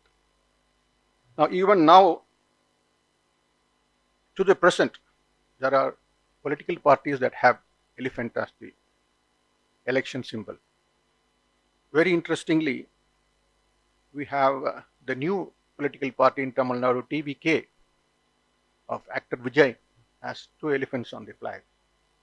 They may not be able to get it as an election symbol, but 2 elephants. Unfortunately, they have used the African elephant. We have repeatedly conveyed the message. It's a good idea, elephant, and the flower that is used, they have used in between the elephant, is the Wagai flower, which is Albizia lebec, which should be Albizia lebec. What they have put is Samania samans, exotic species flower, which is more colorful. So 2 mistakes. The idea is fantastic. Elephant is a creature of contrast. Large body size, largest animal, and the fact that it has a trunk, which no animal has, and it has got a pectoral mammary glands. All domesticated animals have their mammary glands between the hind legs. This one has the frontal like humans. And in many ways, that attracted, it's a social animal, highly intelligent, people have said, and most importantly, we managed to capture them, tame them, and train them for our use. That proximity led to its frequent references in literature. In fact, it is not the cow or the lion or the tiger that is frequently mentioned in either Tamil or Sanskrit or any literature, ancient literature. It is the elephant. And all these attributes we mentioned about, he said why it is not yet domesticated. It will never be domesticated, elephant, for various reasons. It's got long, large body size, long lifespan as long as humans. If you look at all the domestic animals, the horse has the maximum 40 years. Dogs, cats, 10 years, 15 years. You need a small and body size. You have to feed the elephant. You cannot keep. You can only sustainably sort of exploit, use, and discard. That is how what we did historically. You cannot breed them in captivity readily because, again, long female reproductive tract which has got a bend, which means you need a male which is at least the double size of a female to make sure the conception takes place. So all these reasons we have not domesticated, and we will not be able to domesticate a species like the elephant. So what is the take-home message lastly from whatever we learn about ecology behavior? So much of information we have in literature and archival material, wisdom. We have all this from the Shastras and everything. Problem here is now human-wildlife elephant conflict. That is the biggest challenge. There was a time when people lived part of the nature. In Tamil, we use these three terminologies: Ondri, Otti, Ottu. Ondri Valdal, Otti Valdal, and Ottu Valdal. So I was just looking at Google Translator to get the equivalent words. It said for all the three, living together, living together, living together, which means totally different these days. It is actually no. Ondri Valdal means you were part of the nature. Even now there are people who live with nature, as part of nature. Just you all know about this Arikomban elephant, big issue in Chinnakanal, in Idukki district in Kerala, where the Mudua communities, I was part of the court-appointed committee to look at the relocation of the potential relocation of the Arikomban elephant. And the Mudua communities, people who have been settled there, are different from the Mudua. Muduas did not have any problem. We talked to all the communities one by one. They only wanted light. They didn't have any problem. And in fact, they opposed after elephant was taken from that place. So there are people who live, their crops are also being damaged, destroyed by the same elephant. Acceptance. They accept it. That is Ondri Valdal. And then we had a time when we did Otti Valdal, which is juxtaposed civilizations, cultivations, where we lived forests and human habitations. There was tolerance. That was acceptance and tolerance. Now we are living separately from, disconnect from nature. Now how to imbibe this is where unfortunately we have to imbibe this oneness. Ottu Valdal. We have to have this oneness in theory, in head, which is not there. Then only everything comes from the mind. Unfortunately, education does not help. If that is the case, Kerala will not be where human generally have total negative attitude towards any animal for that matter. The moment somebody asks, are animals more important than humans? Then that is gone. Because he is dichotomizing. The moment he forgets that he is also, not that he was an animal, still he is an animal. That is something that should be re-imbibed. People should be taught. I think all our education, all our awareness, sensitization should lead to this, looking at the history, how we have lived as a part of nature, next to nature. Now we don't, but we have to realize that oneness, one world, one community, not necessarily humans. So this is what I want to say. There are a lot of interesting information in culture, literature, and archival materials for us to take advantage of. Thank you so much. Thank you so much, sir. Is Professor Mangesh Rangarajan online? Then we'll connect him. Privileged to join all of you. I'm sorry there was some delay, some problem in connecting. Actually, I want to start with where Professor Ashraf ended, which is the long associational history of humans with elephants in Asia. One of the major contrasts, well known to all, is that Asian elephant has been tamed, not domesticated, for over 2,600 years. In the case of the elephant in Africa, the forest elephant was tamed, trained, and deployed in warfare by Carthage, but that was perhaps an exception. It's very significant that the long history of state making in South Asia has had a very close association with elephants. But there's a contrast between India and China. So I'll draw on a very major scholar of Indian society who is interestingly, one of the things about Dr. Ashraf, he's doctor of animals and elephants. He's also deeply learned in Sangam and other Tamil literature. And Professor Troutman is learned in Tamil as well as Sanskrit. And in his remarkable book, Elephants and Kings, he points that around 2,600 years ago, kings began to deploy elephants in warfare in a part of North India, mainly Magadh. This was a very important transformation in human relationships with elephants. The elephant deployed in the battlefield is something we are familiar with. If you recall old films, very famous Hindi film Mughal-e-Azam, it has the scene of the elephants in battle. And we are all familiar with the miniature paintings. But this is a very specific institution, the war elephant. Elephants don't go to war. They require enormous investment in resources in capture, training, and taming, and in preparation for warfare. And over a long period, the war elephant became such an important institution that forests were actually protected because they had elephants in them. The Arthashastra, a very important manual of statecraft, variously dated, but probably from around 2,300 years ago, but based on earlier traditions, actually describes 9 elephant vanas, the Hastavanas. Interestingly, the westernmost of them was in Saurashtra and another was in the Indus Basin. You would not expect to find elephants in either of these places today in the 21st century. They vanished long before the 20th century. So obviously the climatic conditions were different. Interestingly, the Arthashastra doesn't mention any elephant forests or Hastavanas or Gajavanas in southern India, but that's probably because Maurya control was not very strong in southern India. The war elephant required not only a relationship with the king and the elephant, it also required a relationship between the forest and the king, and the forest peoples and the king. So the forest peoples trapped the elephants for the king, and the forest was protected as the home of the elephant.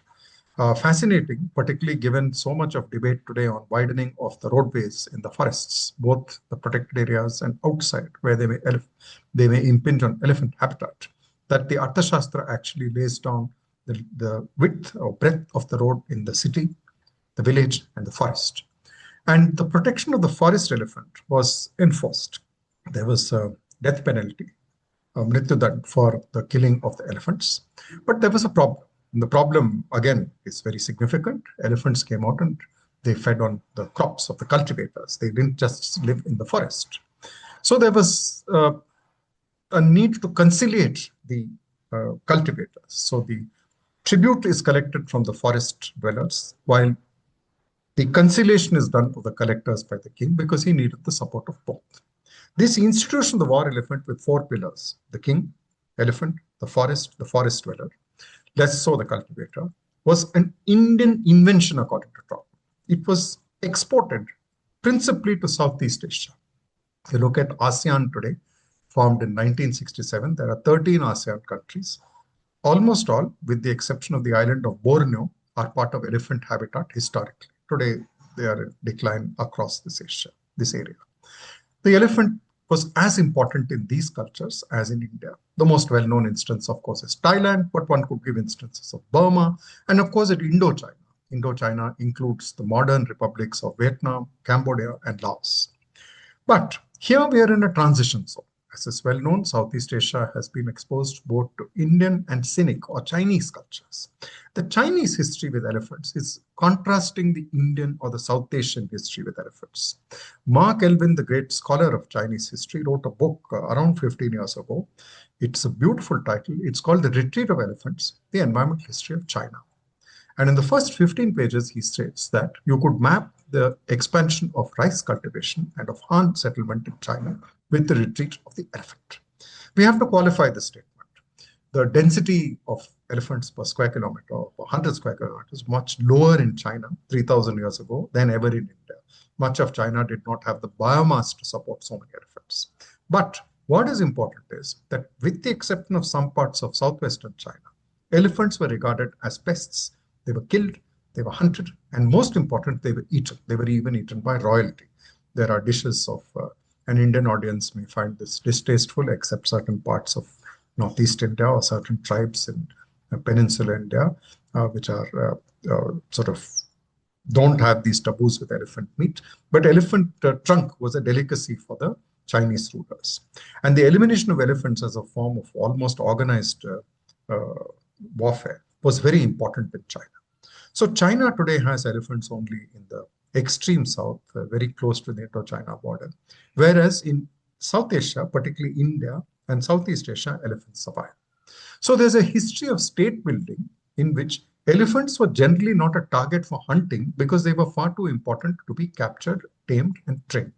Paradoxically, the war elephant, and it is true, there was a lot of brutality involved in the training often.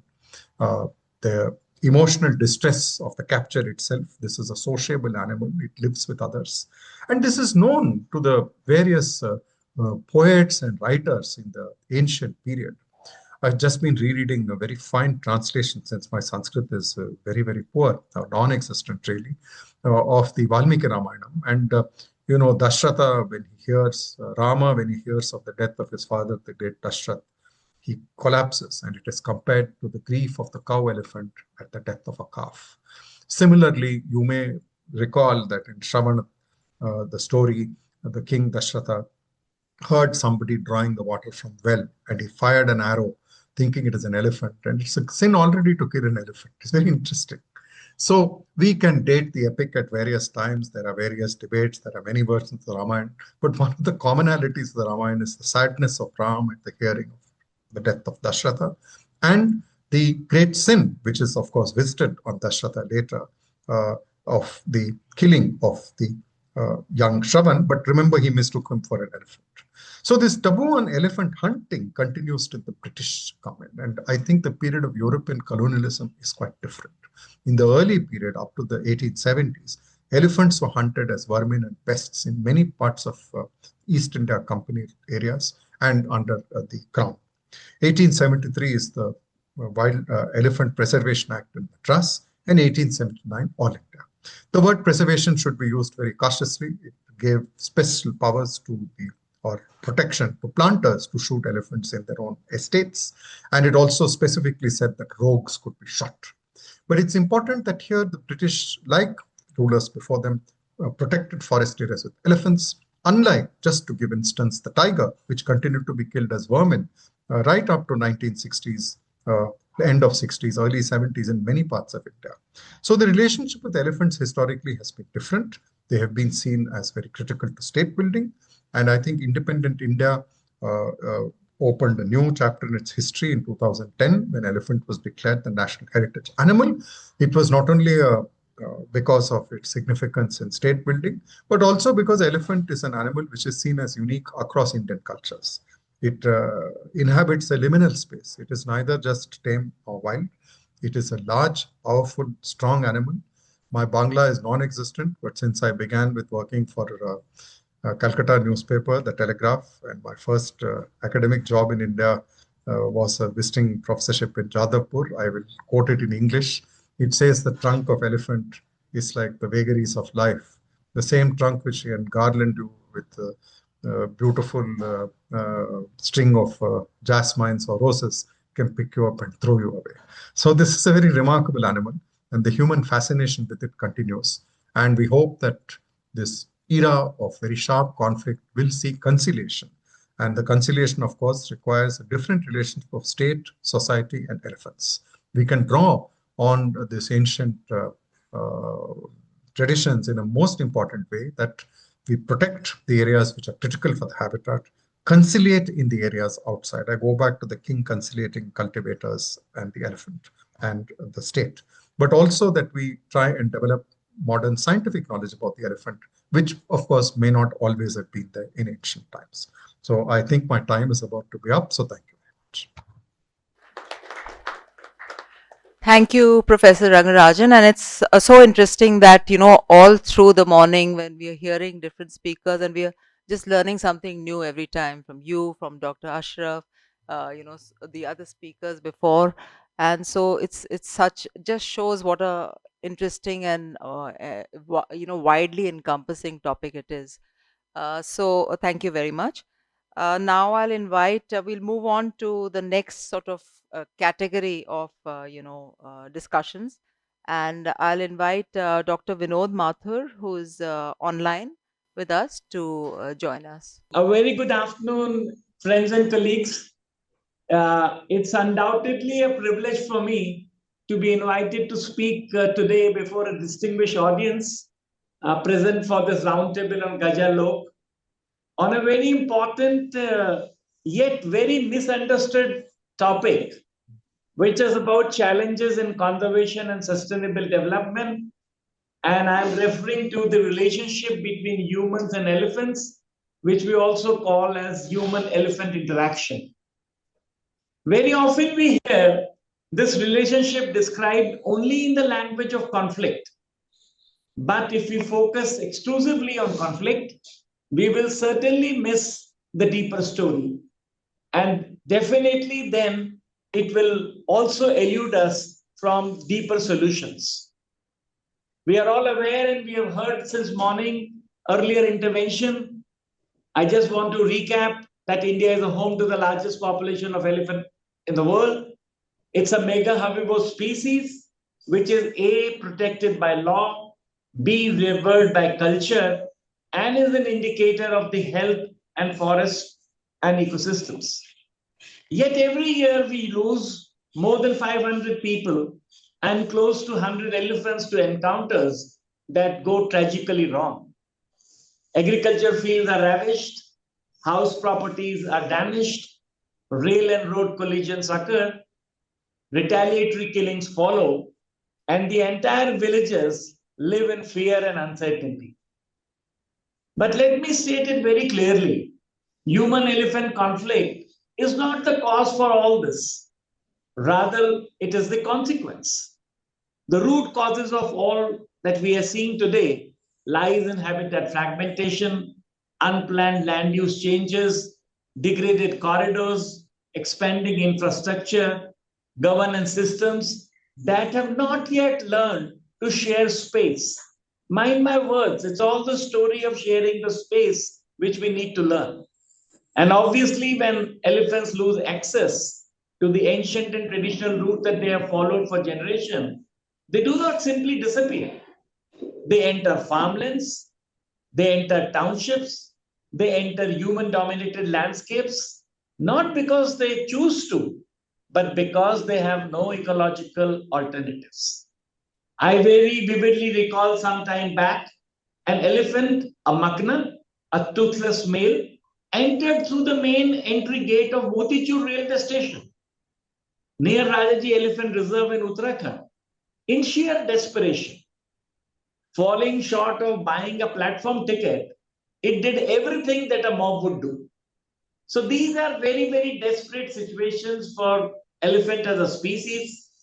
Although since time immemorial, elephants and people have lived in coexistence and not in a state of perpetual confrontation. Forests were then contiguous, seasonal crop cycles were adapted to elephant movements, community traditions guided behavioral responses, and tolerance was rooted in the cultural ethos of local communities, as we heard from Dr. Sukumar, Professor Mahesh Rangarajan, and others. It is only in the last few decades, as forests have shrunk and corridors have been blocked by highways, by railways, by mining operations, canals, industrial plantation, that this coexistence has broken down. And we are seeing the consequences. And we know whenever coexistence breaks down, conflict fills the vacuum. But if a conflict is a breakdown of a relationship, then the answer of the solution does not lie only in fencing, guarding, or compensation. What we need as an answer is to repair or mend this relationship. It can be done through better planning, through better policy, and better partnership with the people who have lived or who live closest to elephants.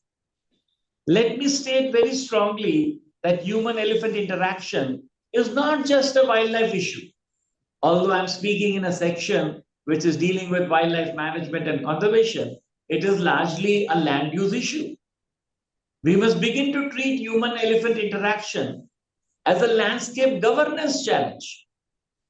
See what I'm saying? As a landscape governance challenge and not merely as a wildlife management problem. And addressing this challenge would require us to do many things. We need to identify, we need to protect, we need to restore elephant corridors. We need to understand the movement ecology. And when we do impact assessments, we need to figure into it. And when we do infrastructure planning, we must know where the elephants are and where they are moving. Therefore, designing roads, railways, transmission lines, and canals requires that we need to build these structures in a way that elephants can negotiate, they can cross safely. We also need to build real-time early warning system using both technology and community knowledge. And certainly we need to ensure that fast and fair compensation is paid. We also need into options of insurance. The government is trying to do it. We need to involve the private sector. We need to involve players who can help us in ensuring the crops in the crop fields. We need to empower the communities as partners, not as victims in conservation. And therefore, I would say that our policies need to be transformed. They need to move from reaction to prevention, from control to coexistence, and from departmental silos to whole of government responsibility. Why should we care about elephants? Because elephants are not the only wildlife.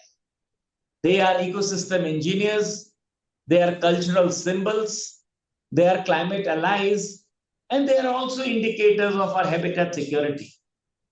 So I would say that when elephants thrive, forests regenerate, water systems function, and biodiversity flourishes.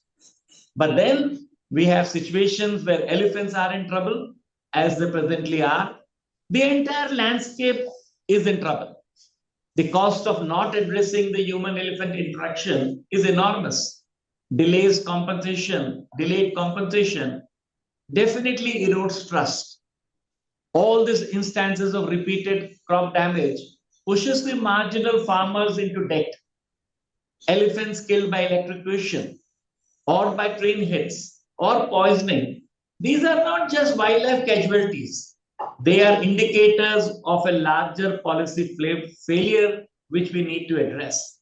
And therefore, I will say that in this stock take and in this brainstorming session that we are having, we need to have some clear messages coming out from this deliberation that human-elephant interaction is not just a wildlife problem.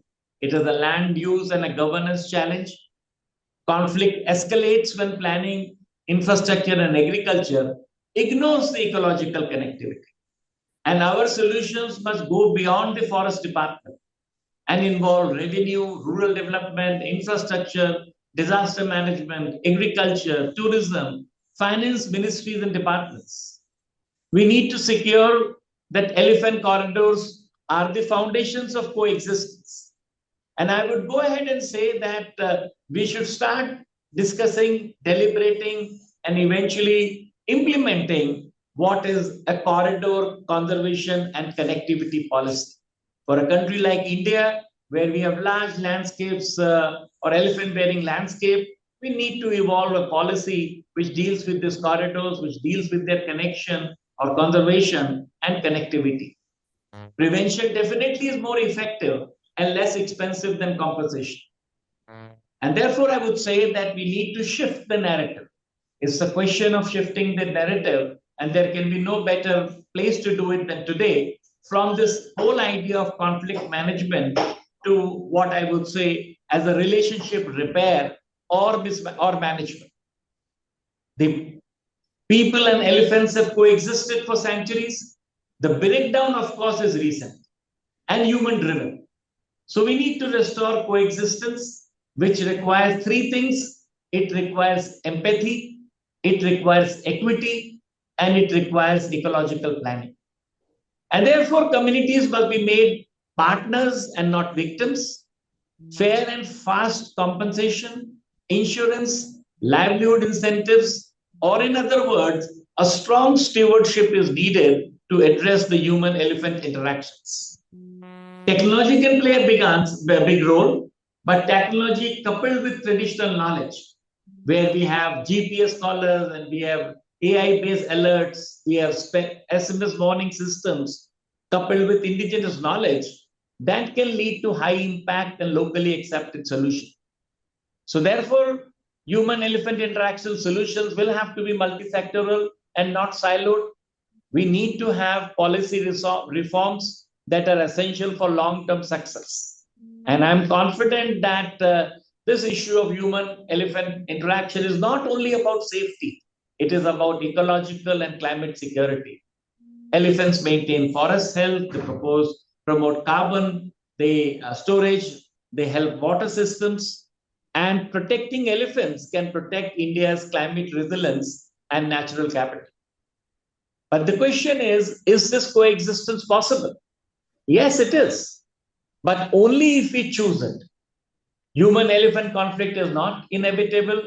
It is the outcome of choices, and we need to make the right choices if we want to be reduced. We can do three things. We can go in for better planning, we can go in for better policy, and above all, we can go for partnership. And my closing lines and sentences are like this. The future we choose will determine whether elephants remain only in memory or continue as living architects of a forest. This Project Gaja-Lok that we are discussing since morning is not just a program of INTACH, although INTACH is very heavily involved in conceiving it and going ahead with that.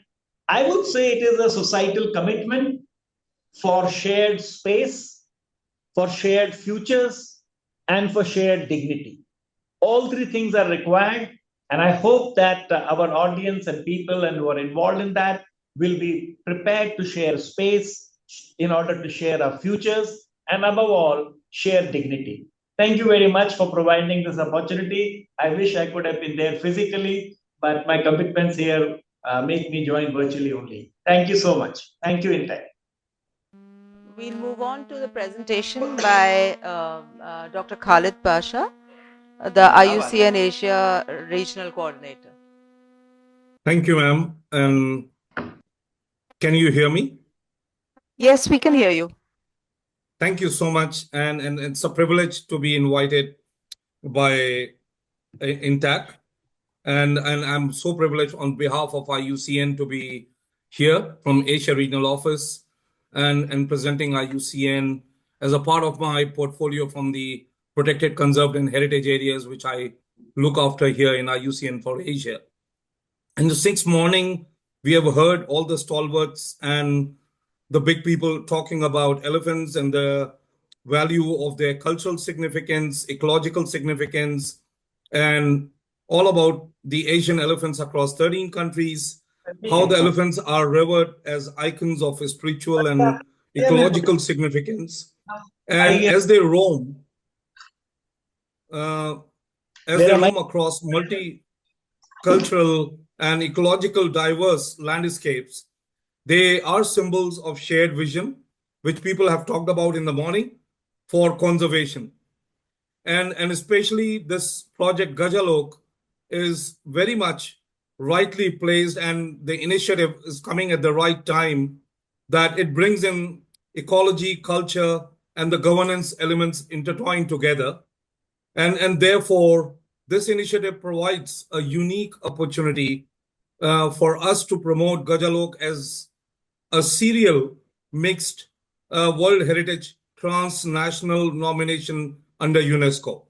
And I'm going to just slightly delve more deep into this idea, because the serial sites under the UNESCO World Heritage are those sites which share an outstanding universal values, a single value which they share across, and they are linked because they belong to the same category of the property or ecological system or cultural tradition or historic process.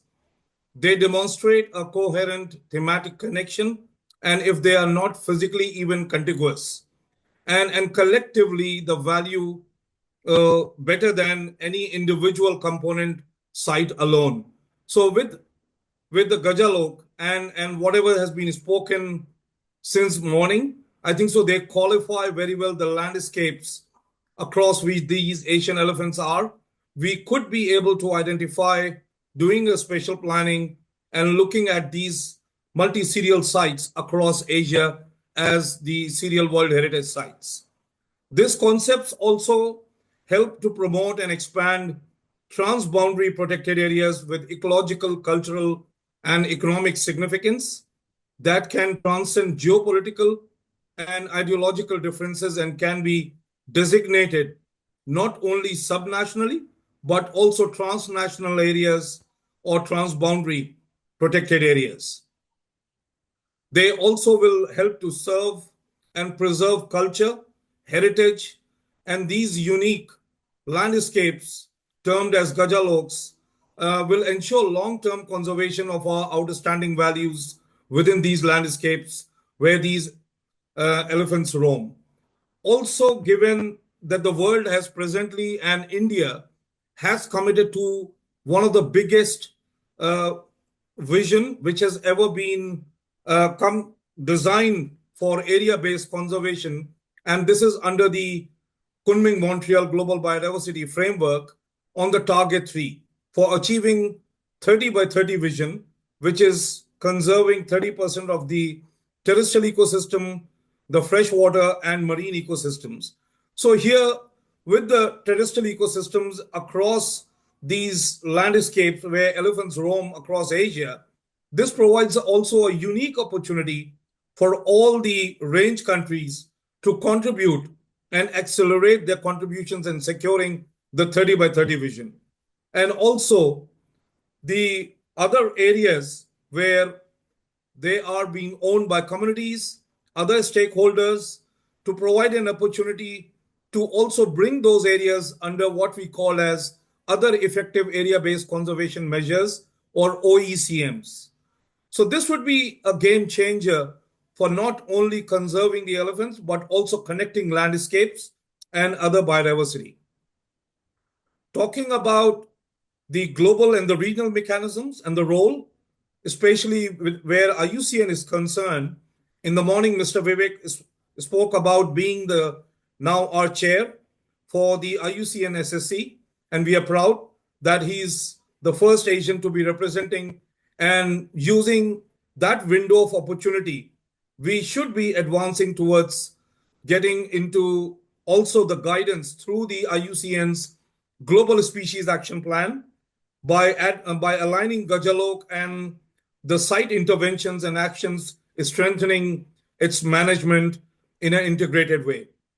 Coming to the World Heritage Site, IUCN, as most of you will know, is an official advisory body on the nature on the UNESCO World Heritage Committee and can provide further guidance on Gaja-Lok World Heritage nominations, dossiers to be prepared in collaboration with INTACH, ICROM, WII C2C Center, and also, more importantly, what Mr. Vivek said in the morning, Center for Species Survival for Asian elephants, which is now based in India. Also looking at IUCN Asia Secretariat, which is also the Secretariat for Asia Protected Area Partnership, bringing together the 17 governments range countries from, including the 13 range countries, the Asian elephant range countries together, also to contribute on the Target 3 contributions, and also thereby helping the countries to also complementary in a way provide their contributions on the Target 1, which is about a spatial planning, strengthening Target 2, all about restoration.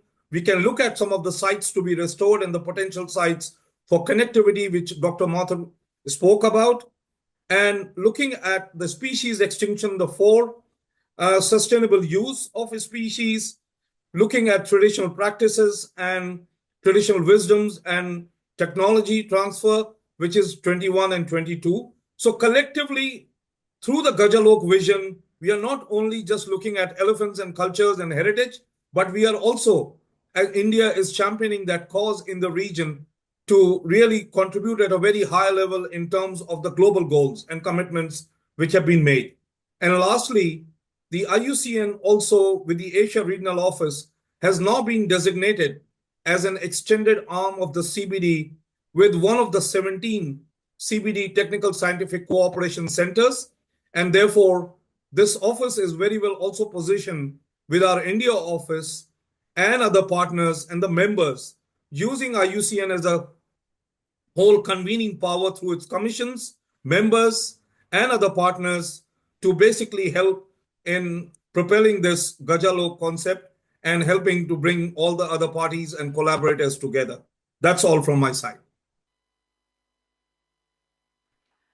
Thank you, Dr. Pasha, for sharing the IUCN perspective. And you've outlined so many of the points that would be very crucial for taking forward this project. So thank you very much for joining us today. Thank you so much, ma'am, for this opportunity. Thank you. So now I'll invite Mr. Ravi Singh, Secretary General and CEO, Worldwide Fund for Nature India. Thank you. First of all, namaskar everybody. Thank you for inviting me. It's a great honor for me to be here. I've been associated with INTACH for a very long time, from the time this building was built actually. And for a few years now, I've been a member. I follow the activities of INTACH very closely in some places which I am associated with. So it's wonderful for you to invite me. I have been through the format of the presentations and the people who have presented and those whom I know. I don't think I can add to very much of that except some aspects of historiography and the value of what our cultural heritage is in terms of where we are. I will at the end have a few points to make, and I've got 3 photographs which I want to show you. Because when I looked at the exhibition and the depictions, they're absolutely fantastic. And some of them we can see for ourselves, for instance, in the National Museum, the Bharut plaque, and in Kolkata,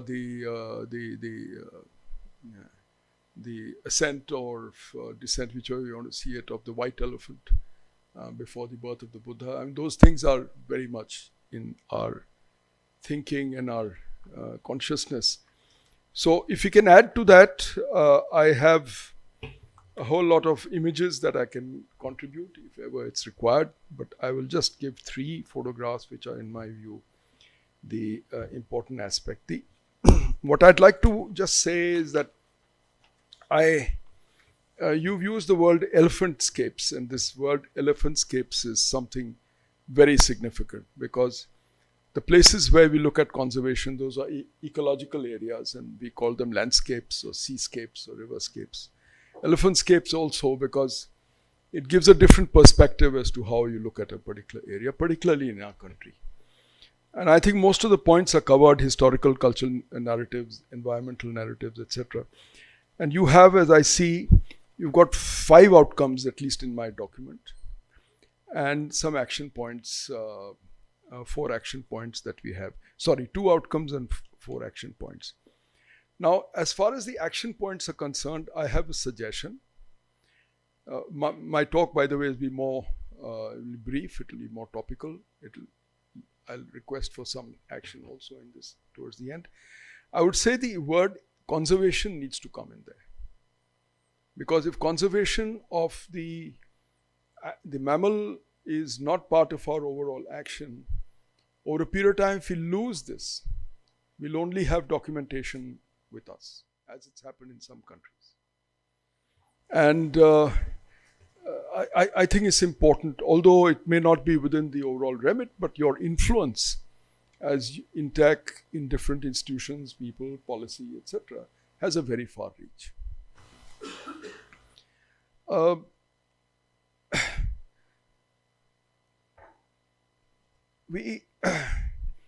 There's a question which we need to ask is what can be done to reinforce local cultural values to maintain local tolerance towards elephants and other wildlife. And I think many of us who know this, who work there, the fact is if we look for solutions under this point, this avenue can provide solution for management of one of the main issues that we face. B.B. Mathur spoke about it, which is the conflict between human and elephants. And the reverence for the elephant in West Bengal, Assam, Mahakal, these beliefs can be reinforced. And I think INTACH can very well do this in a practical sense to show that it's not just something documented in history in the centuries gone ahead, but this is actually practiced in India at this point of time. I think that's important for us to bring it up.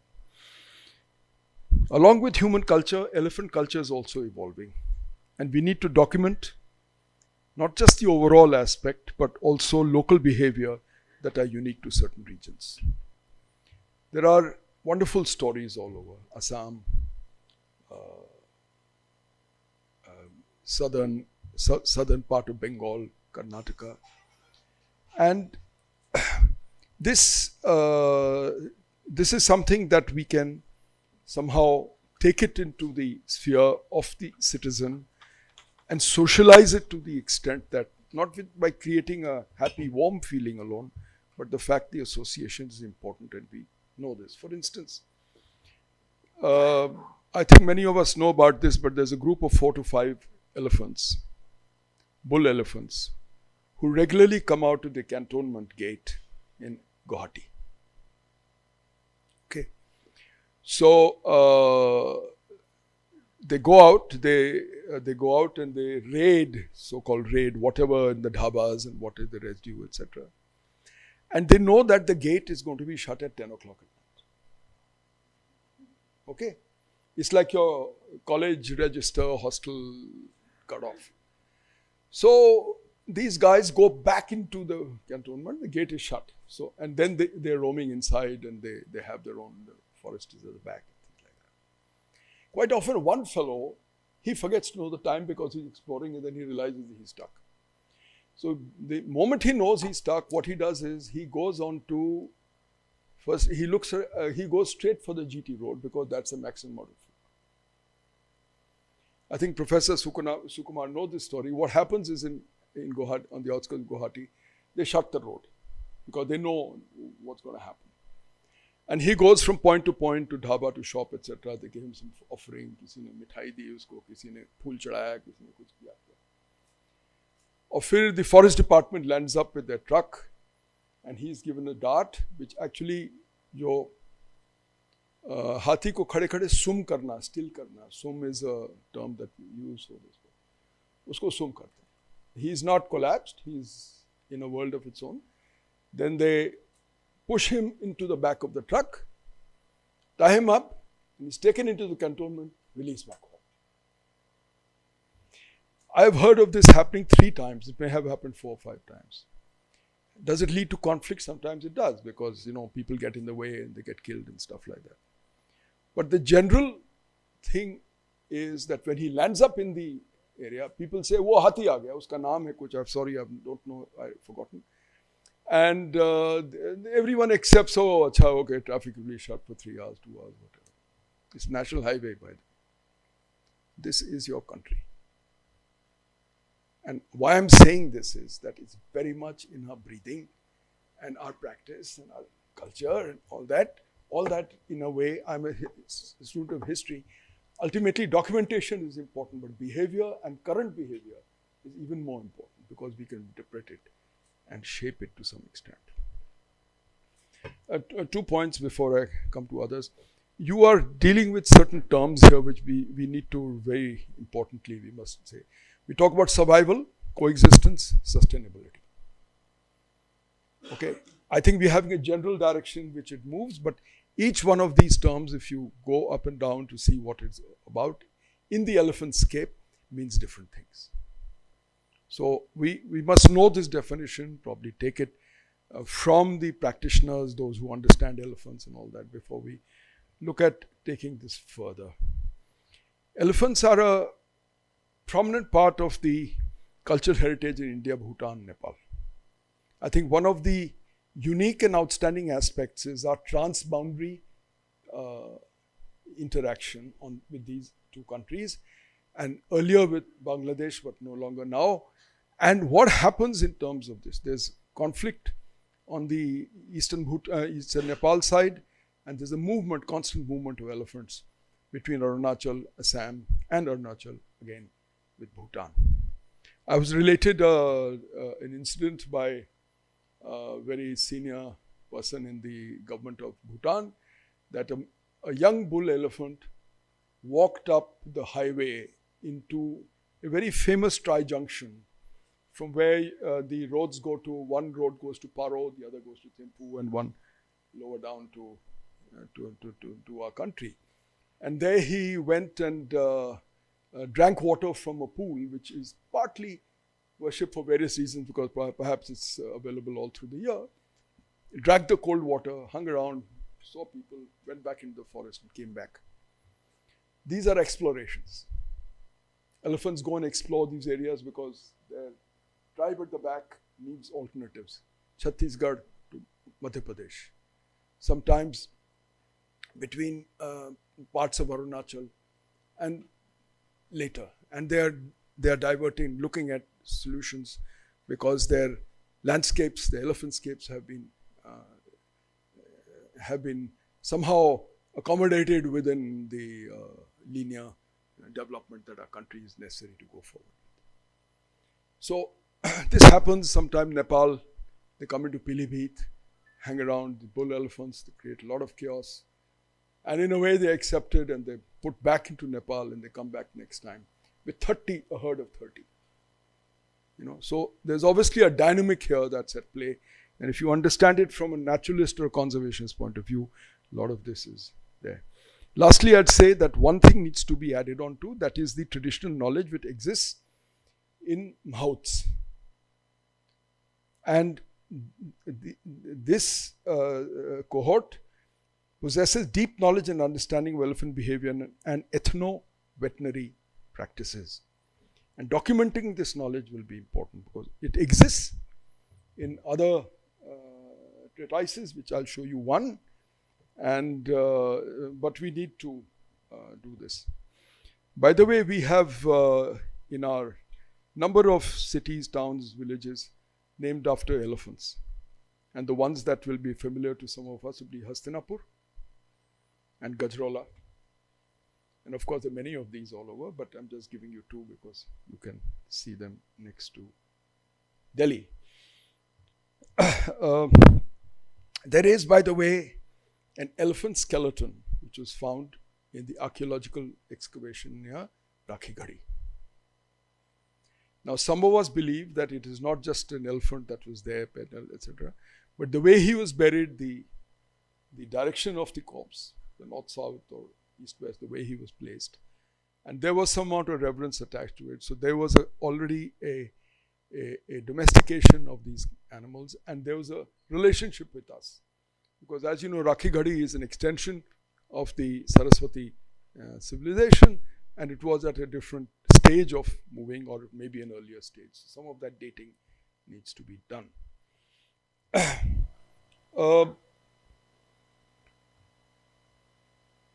I think we need to connect our citizens to this.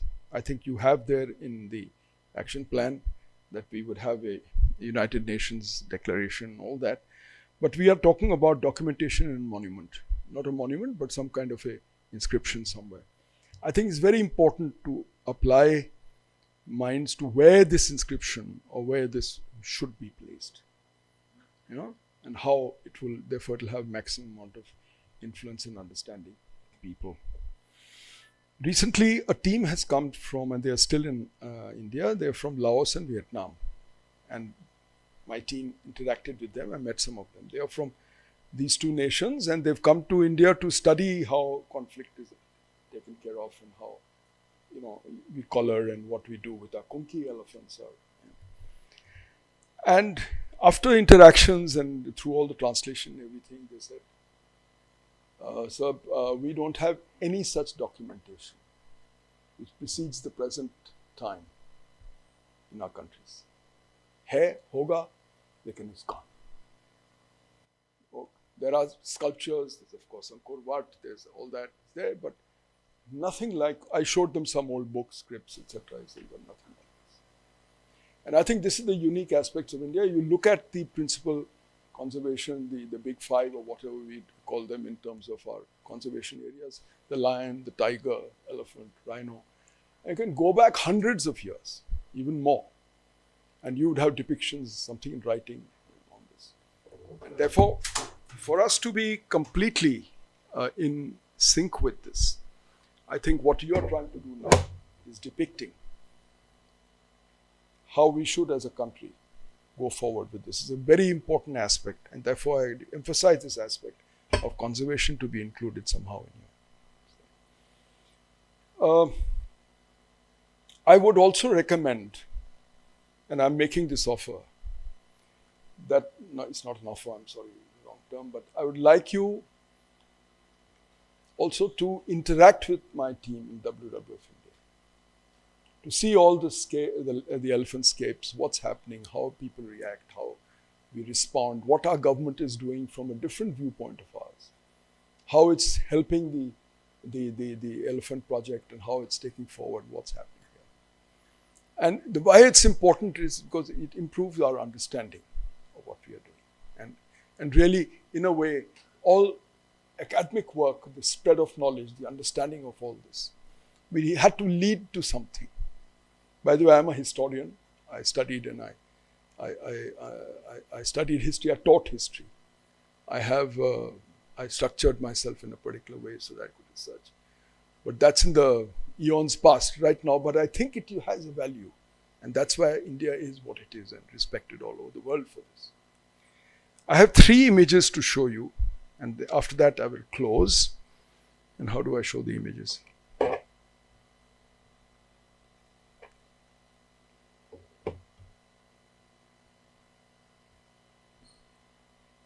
Someone help? Yeah. What do I have to do? Press enter? Yeah, I'm so sorry. Again, making a mess.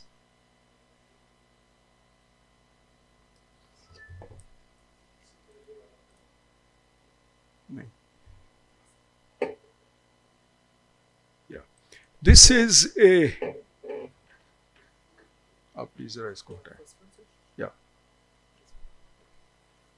This is a treatise, Assam, Hasti Vidya Nava, housed in several places in Assam, in about 1780s ke aspas. It is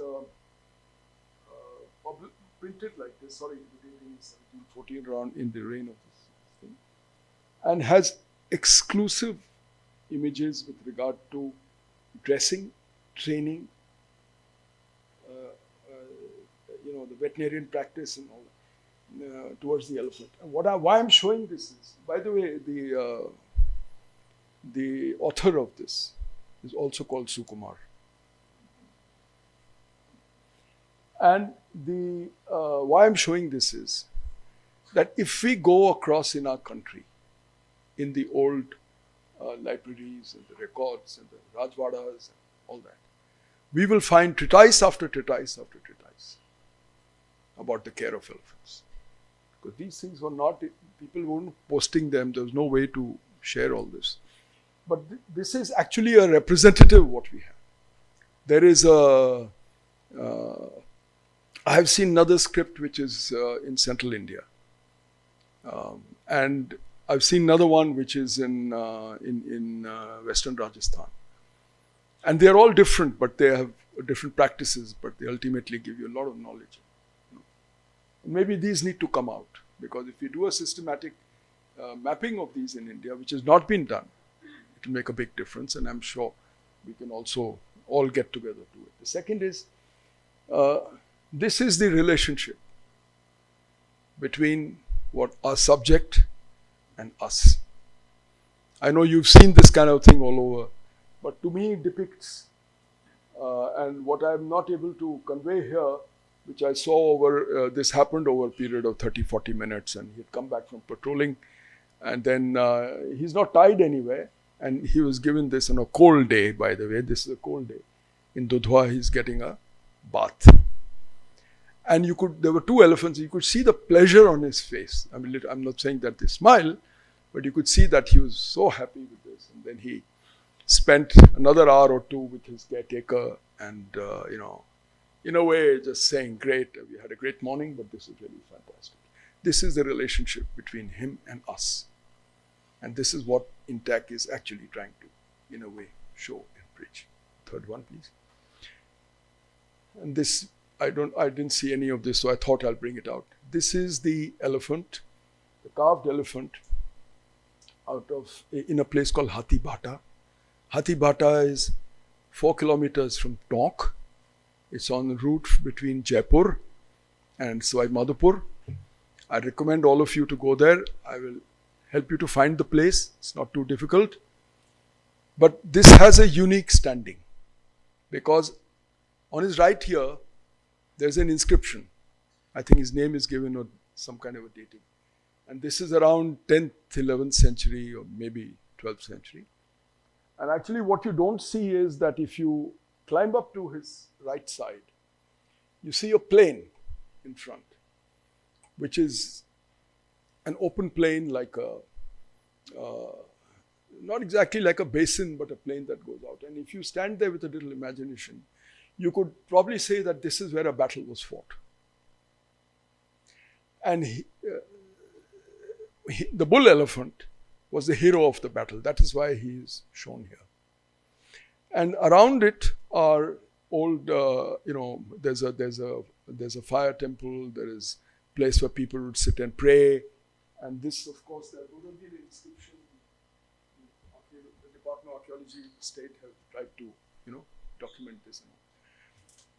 So many of us go to Rajasthan to see a tiger. Yeah, I'd request you when you go there next, try and go and see this elephant. Because it has an impact when you stand there and see this. Thank you. That's all I'd like to say. You're welcome. We are happy to engage and take this forward. Thank you so much, sir, for sharing some of these very interesting photographs as well. Now we have Dr. Arun Venkatraman joining us online. So, good afternoon, esteemed colleagues from INTACH, esteemed colleagues from other organizations, and several friends in the audience who I have had the pleasure of working with over several decades, if not years. So, pleasure seeing several of you in the audience. I'm actually going to talk about a subject which needs some imagination in terms of linking it to the cultural or historical aspects of elephants. I've been struggling to do so, but I perhaps have some initial ideas. I just wanted to point out that what I'm actually presenting is the output from a working group created in the Asian Elephant Specialist Group, which has been actually working very hard over the last 3 years to bring out a report, which is actually presently being submitted to a journal. And, hopefully in the next 2 months or so, we should be able to see that paper published in internationally reviewed, peer-reviewed journals. So this is really the output from that working group. And I'm going to just try and summarize some salient thinking of that particular working group. On the right, I have a very recent map of the distribution of the Asian elephant. And as you can well see, much of the distribution does occur in India, but it extends right across Southeast Asia into Myanmar, into Laos, into Cambodia, Sumatra, Malaysia, etc. And as pointed out by several speakers, you do see evidence of elephant presence, not only from an ecological perspective, but from a cultural, historical perspective, in all the wonderful artifacts which have been presented in the earlier sessions, sculptures, paintings, carvings, etc. It's been quite a pleasure actually recalling and seeing, that culture again, not only in India, but, right across Southeast Asia. But I think this drives home a very important point. Given the cultural ethos of the Asian elephant right across Southeast Asia, I think this project, the Gaja-Lok project, has a very, very important significance because it's a shared legacy, the Asian elephant. It's worshipped, it's represented in culture, it's represented in history, it's been used for, as a symbol of war, it's been used as a symbol of commerce, particularly in the logging industry, right through Southeast Asia. So it's very evocative of the forests of South and Southeast Asia, and thereby the legacy is something that has to be collaboratively conserved. And as I point out in the next few slides, a major challenge, and we have talked about changes in land use, we have talked about elephant-human conflict, we have talked about, illegal poaching, particularly for ivory. A rather new threat, which we have been trying to emphasize, is the threat of climate change. And there will be several studies coming out subsequent to our paper being published in the next couple of months or so, which really talks about the role of forests in Southeast Asia being very important repositories of Asian elephants. So I'll leave it till those studies actually available in the public domain. If we can move on to the next slide. So in this report, we have talked about, I think, 4 thematic issues. The first issue is that what probably is not well known is that the Earth actually had 200 ancient elephant species, or in a technical term, we call them proboscideans, and except for 3, the Asian elephant, the savanna elephant, and the African forest elephant, all of them have gone extinct. Now, there is some rather common patterns with respect to the extinction of the ancient elephants. And going back to a point, I think Sukumar or Vivek made a point that, a part of our legacy should be preserving the elephant because it's such an ancient animal, which is absolutely true. It's not only an ancient animal, its ancestors actually have a legacy of inhabiting this planet. And thereby, what we see today is a culmination of several millennia of evolution. And thereby, it's extremely important to continue to conserve this, I would say, this dynamic process of evolution of the elephant.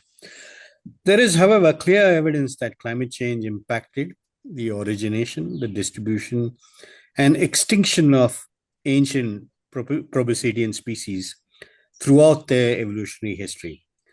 This not only occurred through direct effects of global temperature change, but also by downstream effects on regional vegetation, rainfall or drought, and sea level change. And as we point out in this report, a lot of these changes are still operational even today. And the difference is, climate change in the past has been somewhat natural. They have been because of geological events, they've been because of global events, but for the first time in the Earth's history, climate change and what we see in terms of temperature rises, in terms of other climatic perturbations, has actually crossed the limits of natural variation. The other difference is that it appears to be almost completely anthropogenic driven, unlike in the past where there could have been several factors driving climate change. The anthropogenic origin, of course, is of major concern because the effects are probably highly amplified and highly escalated. And a species like the Asian elephant, or for that matter, even the African elephant, is probably extremely susceptible to the climate change we are experiencing today. And mind you, what we saw in the past actually did cause extinctions of several ancient elephants. There's no reason to get worried or concerned that the changes we see today may not immediately cause, obviously, the extinction of the Asian elephant, but It's something that we have to be concerned about, and it's something we have to certainly plan about. So I would like to elaborate the reasons why this concern needs to be understood. First of all, there is an aspect of climate change which could impact Asian elephant physiology. Climate change will be accompanied by an increase in mean temperatures and also greater variability in precipitation and water availability, especially in South and Southeast Asia. And this is very, very evident in, the several series of IPCC reports you see in which, the impacts of climate change are perhaps very significant for the tropical Asian countries. There is clear evidence that mortality and population viability is probably linked to an increase in temperatures. And in this report, we've actually given several examples of, an increase in mortality because of rising temperatures, or perhaps the frequency of droughts. While the frequency of droughts is probably not so clearly established in much of tropical Asia, it is very clearly established in Africa, where there has been a very strong correlation between mortality and droughts in several arid parts of Africa, and with an increasing seasonality within tropical Asia, we could expect more droughts and longer periods of droughts, and thereby likely impacts on the population viability of Asian elephants. Next slide, please. Now, obviously, consequences of climate change are manifested through habitat change. The consequence of climate change also manifested to elephants attempting to continue to secure their ecological needs. Climate change is expected to have significant impacts on the phenology and productivity of natural tropical ecosystems. I mean, if you recollect, when I talked about the ancient proboscideans, either the mastodon or the woolly mammoth, the mastodon did experience a transformation of its habitat from woodlands to savanna type of vegetation, whereas the woolly mammoth did experience a transformation of habitat from savanna to woodlands. And both of these actually caused the extinction of that particular species, those species. It's also very likely that there are subtle changes in the habitat of Asian elephants, and there is data to actually support this, particularly with respect to changes in the availability of browse, as well as the changes in availability of graze. Now, what could this mean? That, it does certainly cause a certain need to allow elephants to try and optimize their resources. It could also cause a certain amount of dispersal from certain habitats into other habitats, especially when food within the existing habitats does get scarce. And this dispersal into other habitats, very often these habitats may be marginal.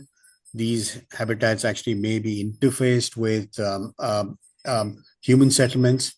There is likely a major increase in conflict as a consequence of these dispersals.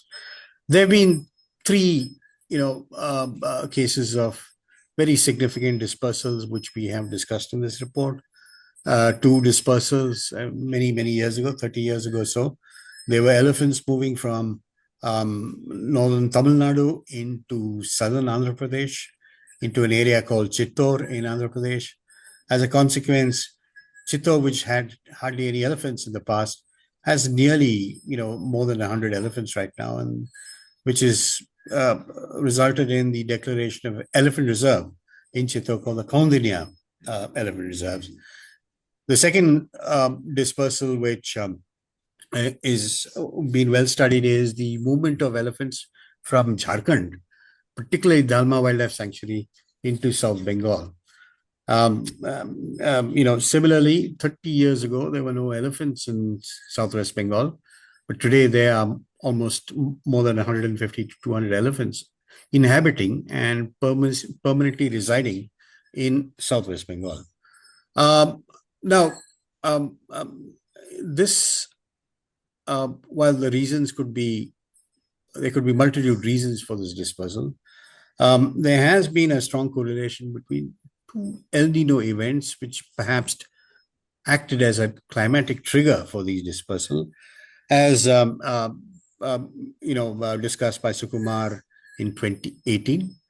And these El Nino events were characterized by droughts, which could have caused dispersal of these elephants into adjacent habitat, which historically did not have elephants. The argument here is that if normal variation in weather pattern, and for all logical reasons, El Nino can be considered normal variation in weather patterns. If that could cause these significant dispersals of elephants into adjacent habitats, what are the consequences of long-term climate change causing not only dispersals, but perhaps a shift in distribution of elephants into habitats which typically or historically did not have elephants?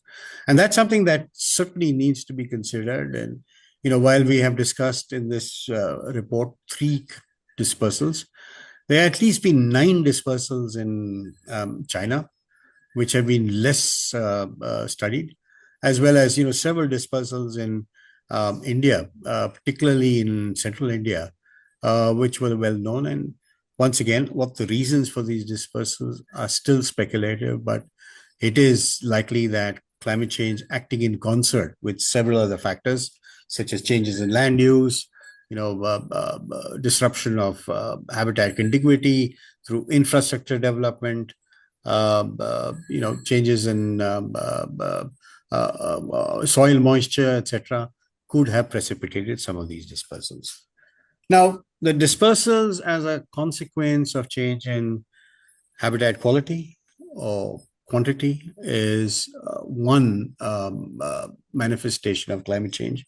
There could be other manifestations also. And while it's often difficult to really analyze, how different types of habitat will respond to climate change, we have selected a reasonably well-known case of floodplains.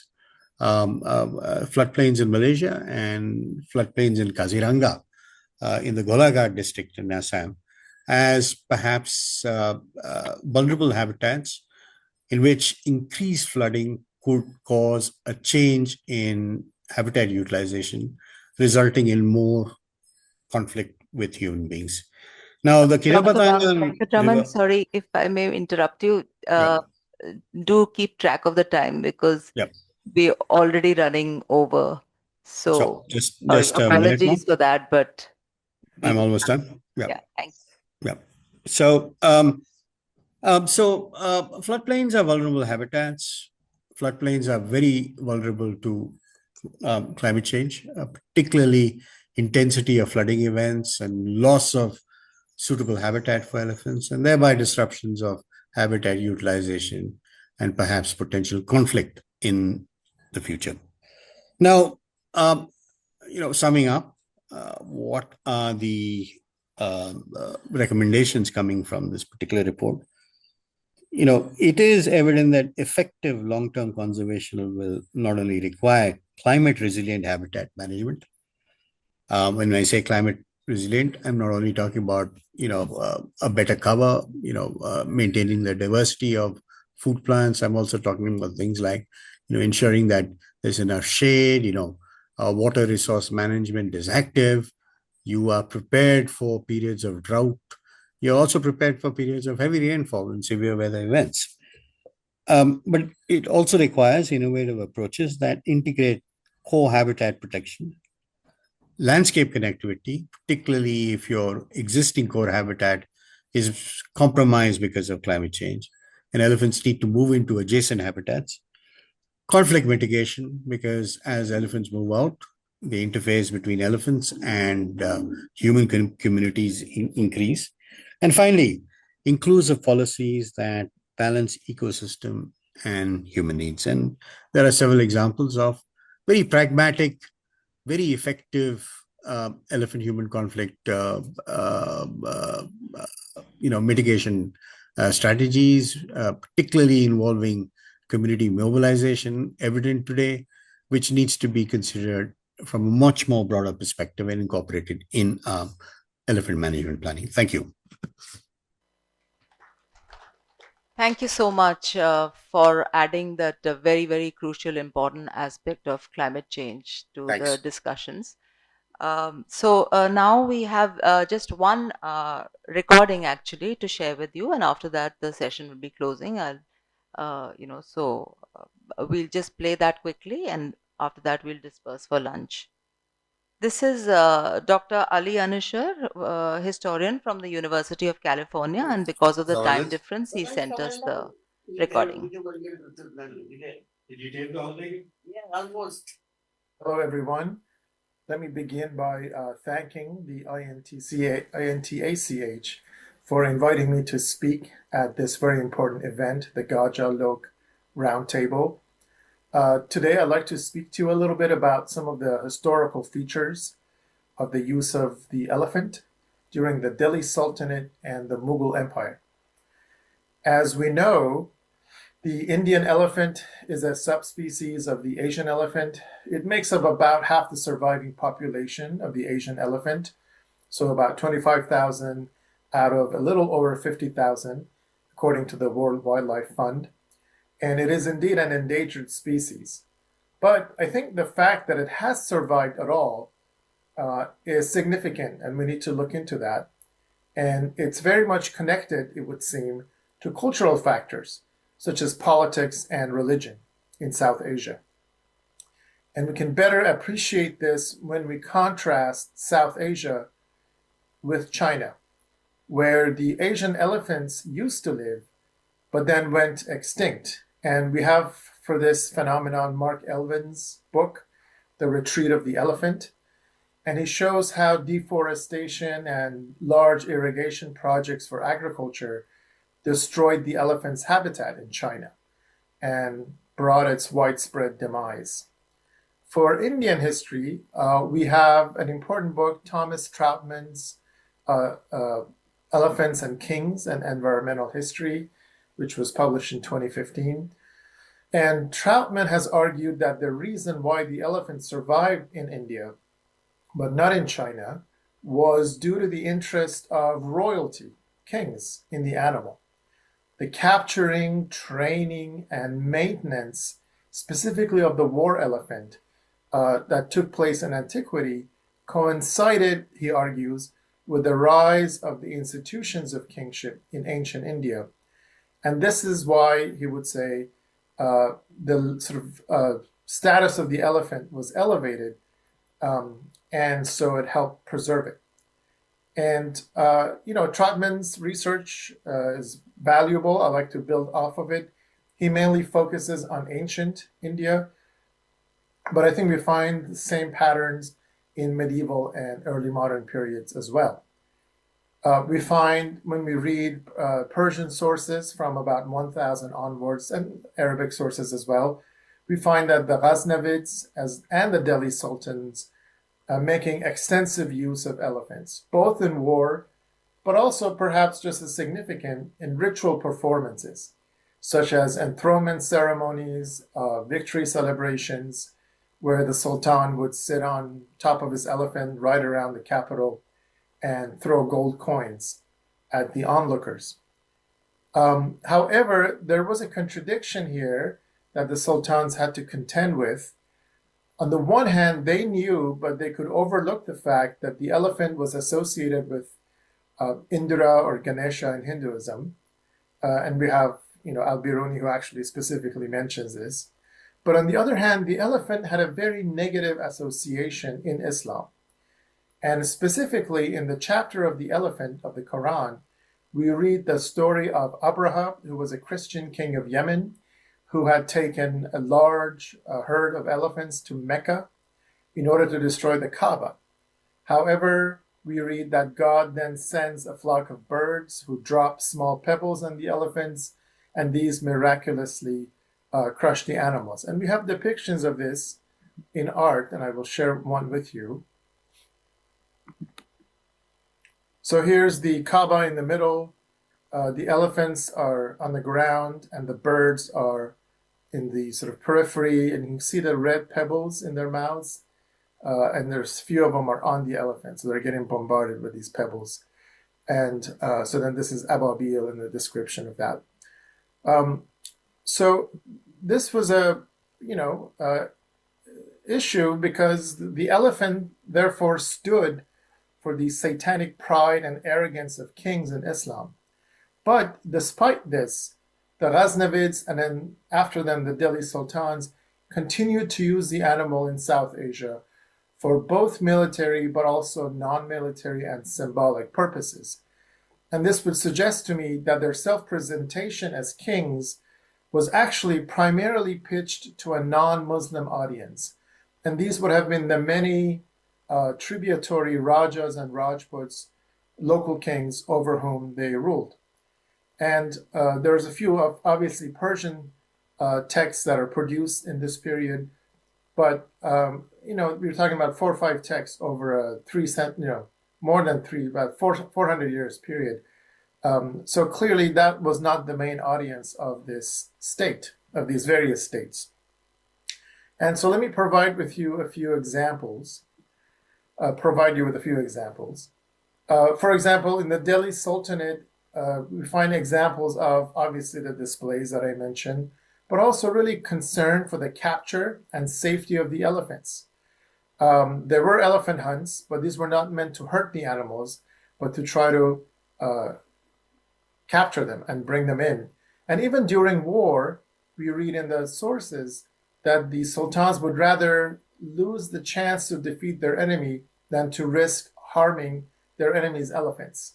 So in 1244, the governor of Bengal, Izzuddin Tohan Khan Tughril, he ordered his soldiers to stop fighting against the Rai of Jajnagar because he didn't want anyone harming the enemy's elephants. And in the next century, same place, we find Firuz Shah Tughlaq was in pursuit of another Rai of Jajnagar. But he says the text says that he stopped doing this because he was told that there's a thick forest attached to this area, and inside it are 7 ferocious males and 1 female elephants. So he stopped the pursuit in order to be able to get the elephants, which was more important to him. Also from the 14th century, an interesting example is provided by the Moroccan traveler Ibn Battuta. And he was in India and actually was in Delhi during the reign of Sultan Muhammad ibn Tughlaq, who died in 1351. And Ibn Battuta writes that the Sultan would celebrate Islamic holidays, Eids, by riding in a procession that included 16 royal elephants, all of whom were decorated, and he would sit on one, and other great men of state were mounted on the other ones. And even the people who would make the call to prayers, the muazzin, would also ride on the elephant and make the call, shout out God is great as they proceed towards the mosque. And other people would follow on horseback. Then when they reached the main mosque of the city, then the sultan would get off his elephant, enter the mosque, perform the prayers, recite the sermon, and then mount back on his elephant and go home. So this example strikes me as a complete disregard or lack of concern, I suppose, for the Islamic criticism of the elephant. He even goes to the mosque on the elephant's back. And we continue to have similar scenes under the Mughals, including the riding of the elephant to the mosque. Aurangzeb, the Emperor Aurangzeb, does that quite a lot in the first 10 years of his reign. There is, however, a difference, a change that happens under the Mughals, specifically under Emperor Akbar, who reigned in the second half of the 16th century, most of the second half of the 16th century. And he and his courtiers actually tried to overcome the negative associations of the elephant in Islam by elevating the status of the emperor to be above religion and closer to God. And I'll share with you an image of Akbar here. Here's the emperor. And what Abul Fazl, who was the chief sort of historian and minister of Akbar, wrote in the Akbarnama, he says, "He who looks for assistance to the elephantier will always prevail upon the person who relies on elephants. No one can deny the domination of the person who holds secret communion with the creator of the elephant."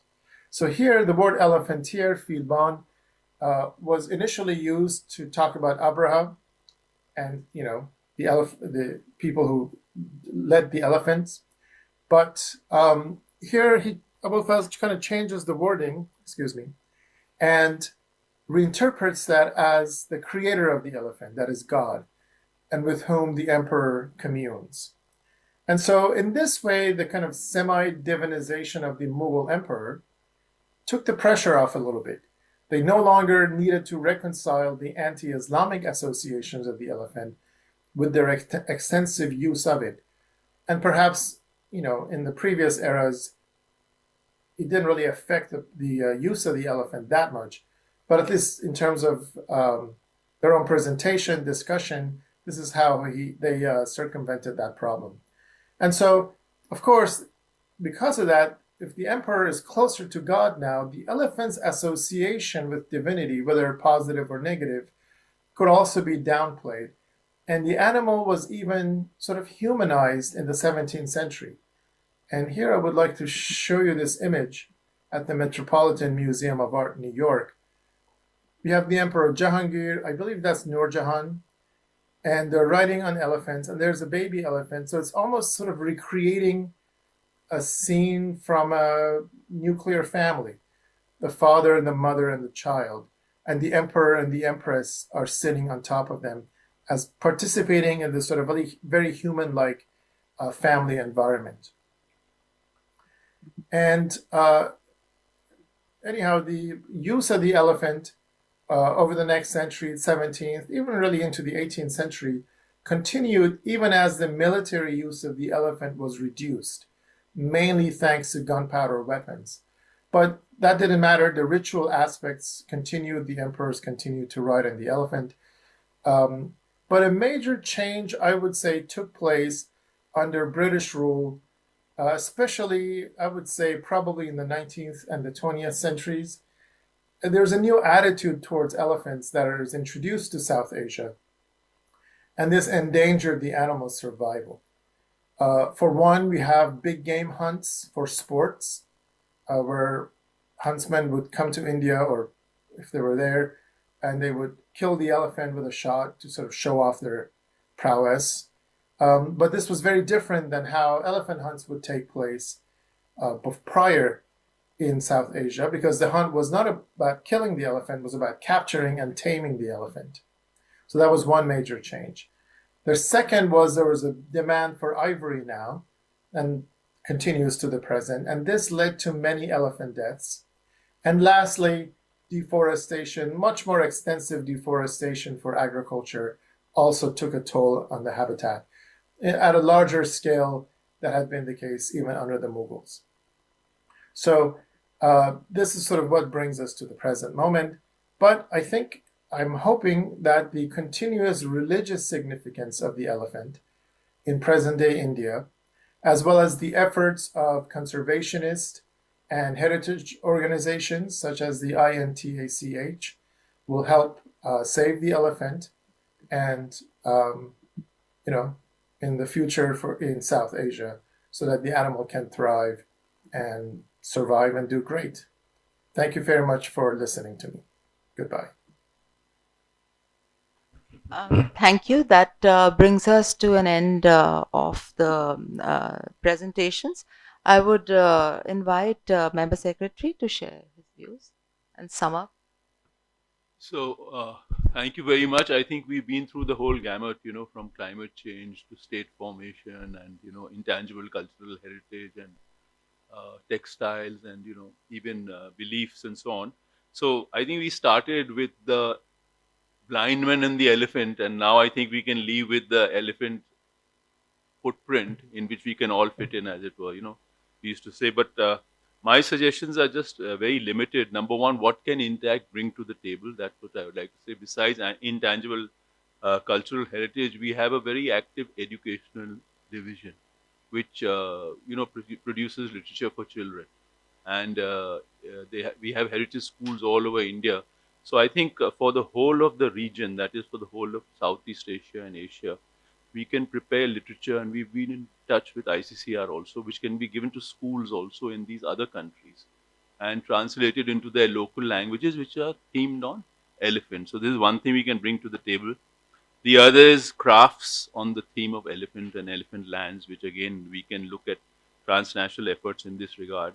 And then we also have a lot of documentation on art and wall paintings, not only, in monasteries and all, but in people's homes, in which elephant imagery also figures very much. So all these things we can sort of bring to the table, and they can come together. But we need to involve Ministry of Culture also and Ministry of Environment. ICCR we've already been in touch with. And for the nominations, I would suggest that as we are looking at transnational, we needn't limit ourselves only to one theme. Each country can recommend a different aspect in a transnational nomination. So if, say, India focuses on, say, storytelling in intangible heritage, then someone can focus on, just as an example, ornamentation of elephants. So you can have a multiplicity as long as the originating country or the nominating country is a different one. And a lot was emphasis was given, I think the Secretary mentioned, Mr. Ravi Singh mentioned, on the texts. And we have a convention on memories of the world. So in memories of the world, we should try to bring all these texts in the whole of East Asia, the Asiatic elephant area, and give them as one nomination for memories of the world. So like, besides our own texts, I'm sure they'll be in other countries, and we try to give one nomination for that. And then we don't only look at ICH, but in the long term, I think we have to look at nature culture also and elephant land. So in that, nature culture nomination category of UNESCO, I think we need to move towards that also. And then I think the conclusion which was raised by some members, that it's not only about processes and getting a award like a UNESCO nomination, but we have to look at the survival of the elephant also. So I think the basic idea of this get together. I think that's all I have to say. If you'd like to add anything. Otherwise.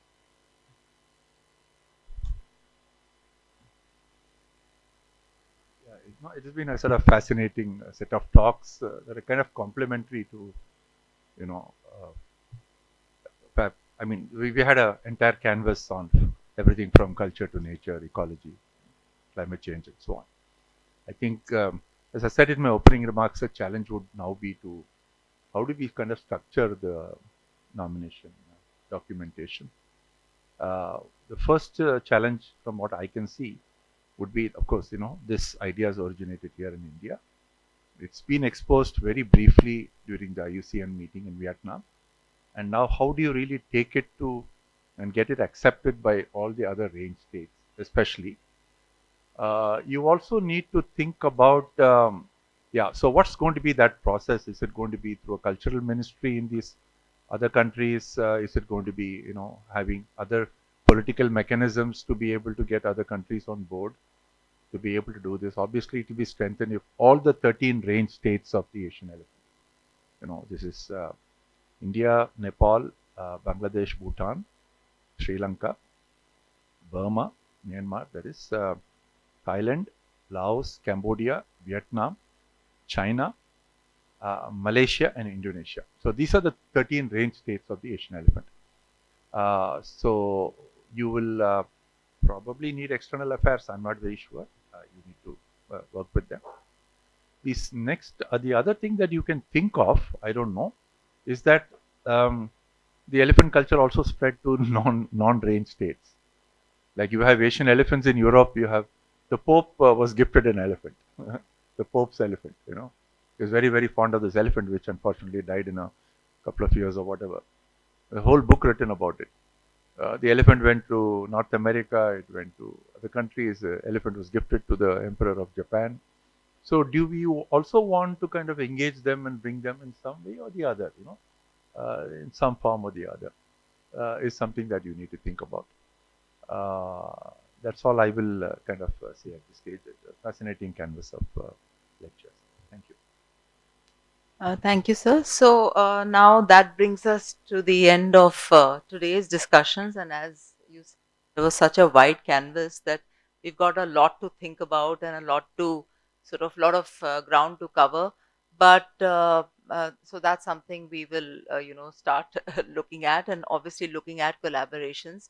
We'll share the, proceedings of this discussion today for further fine tuning. Any suggestions that anyone wants to add, we'll share those with you. So that will be the next step, at least, to right away to begin with.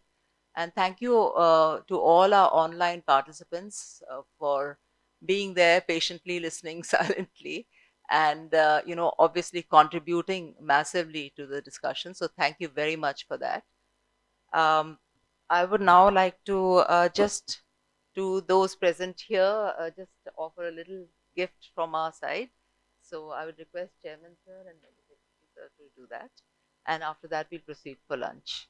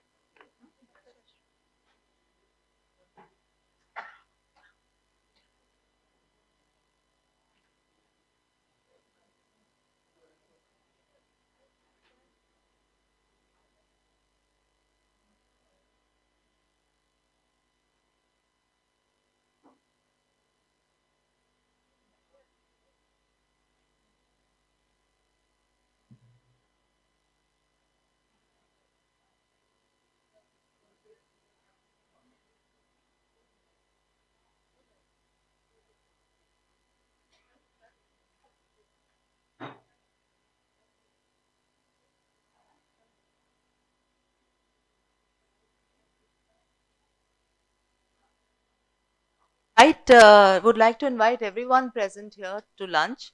All our HODs and our guests from WII, please join us for lunch in the courtyard.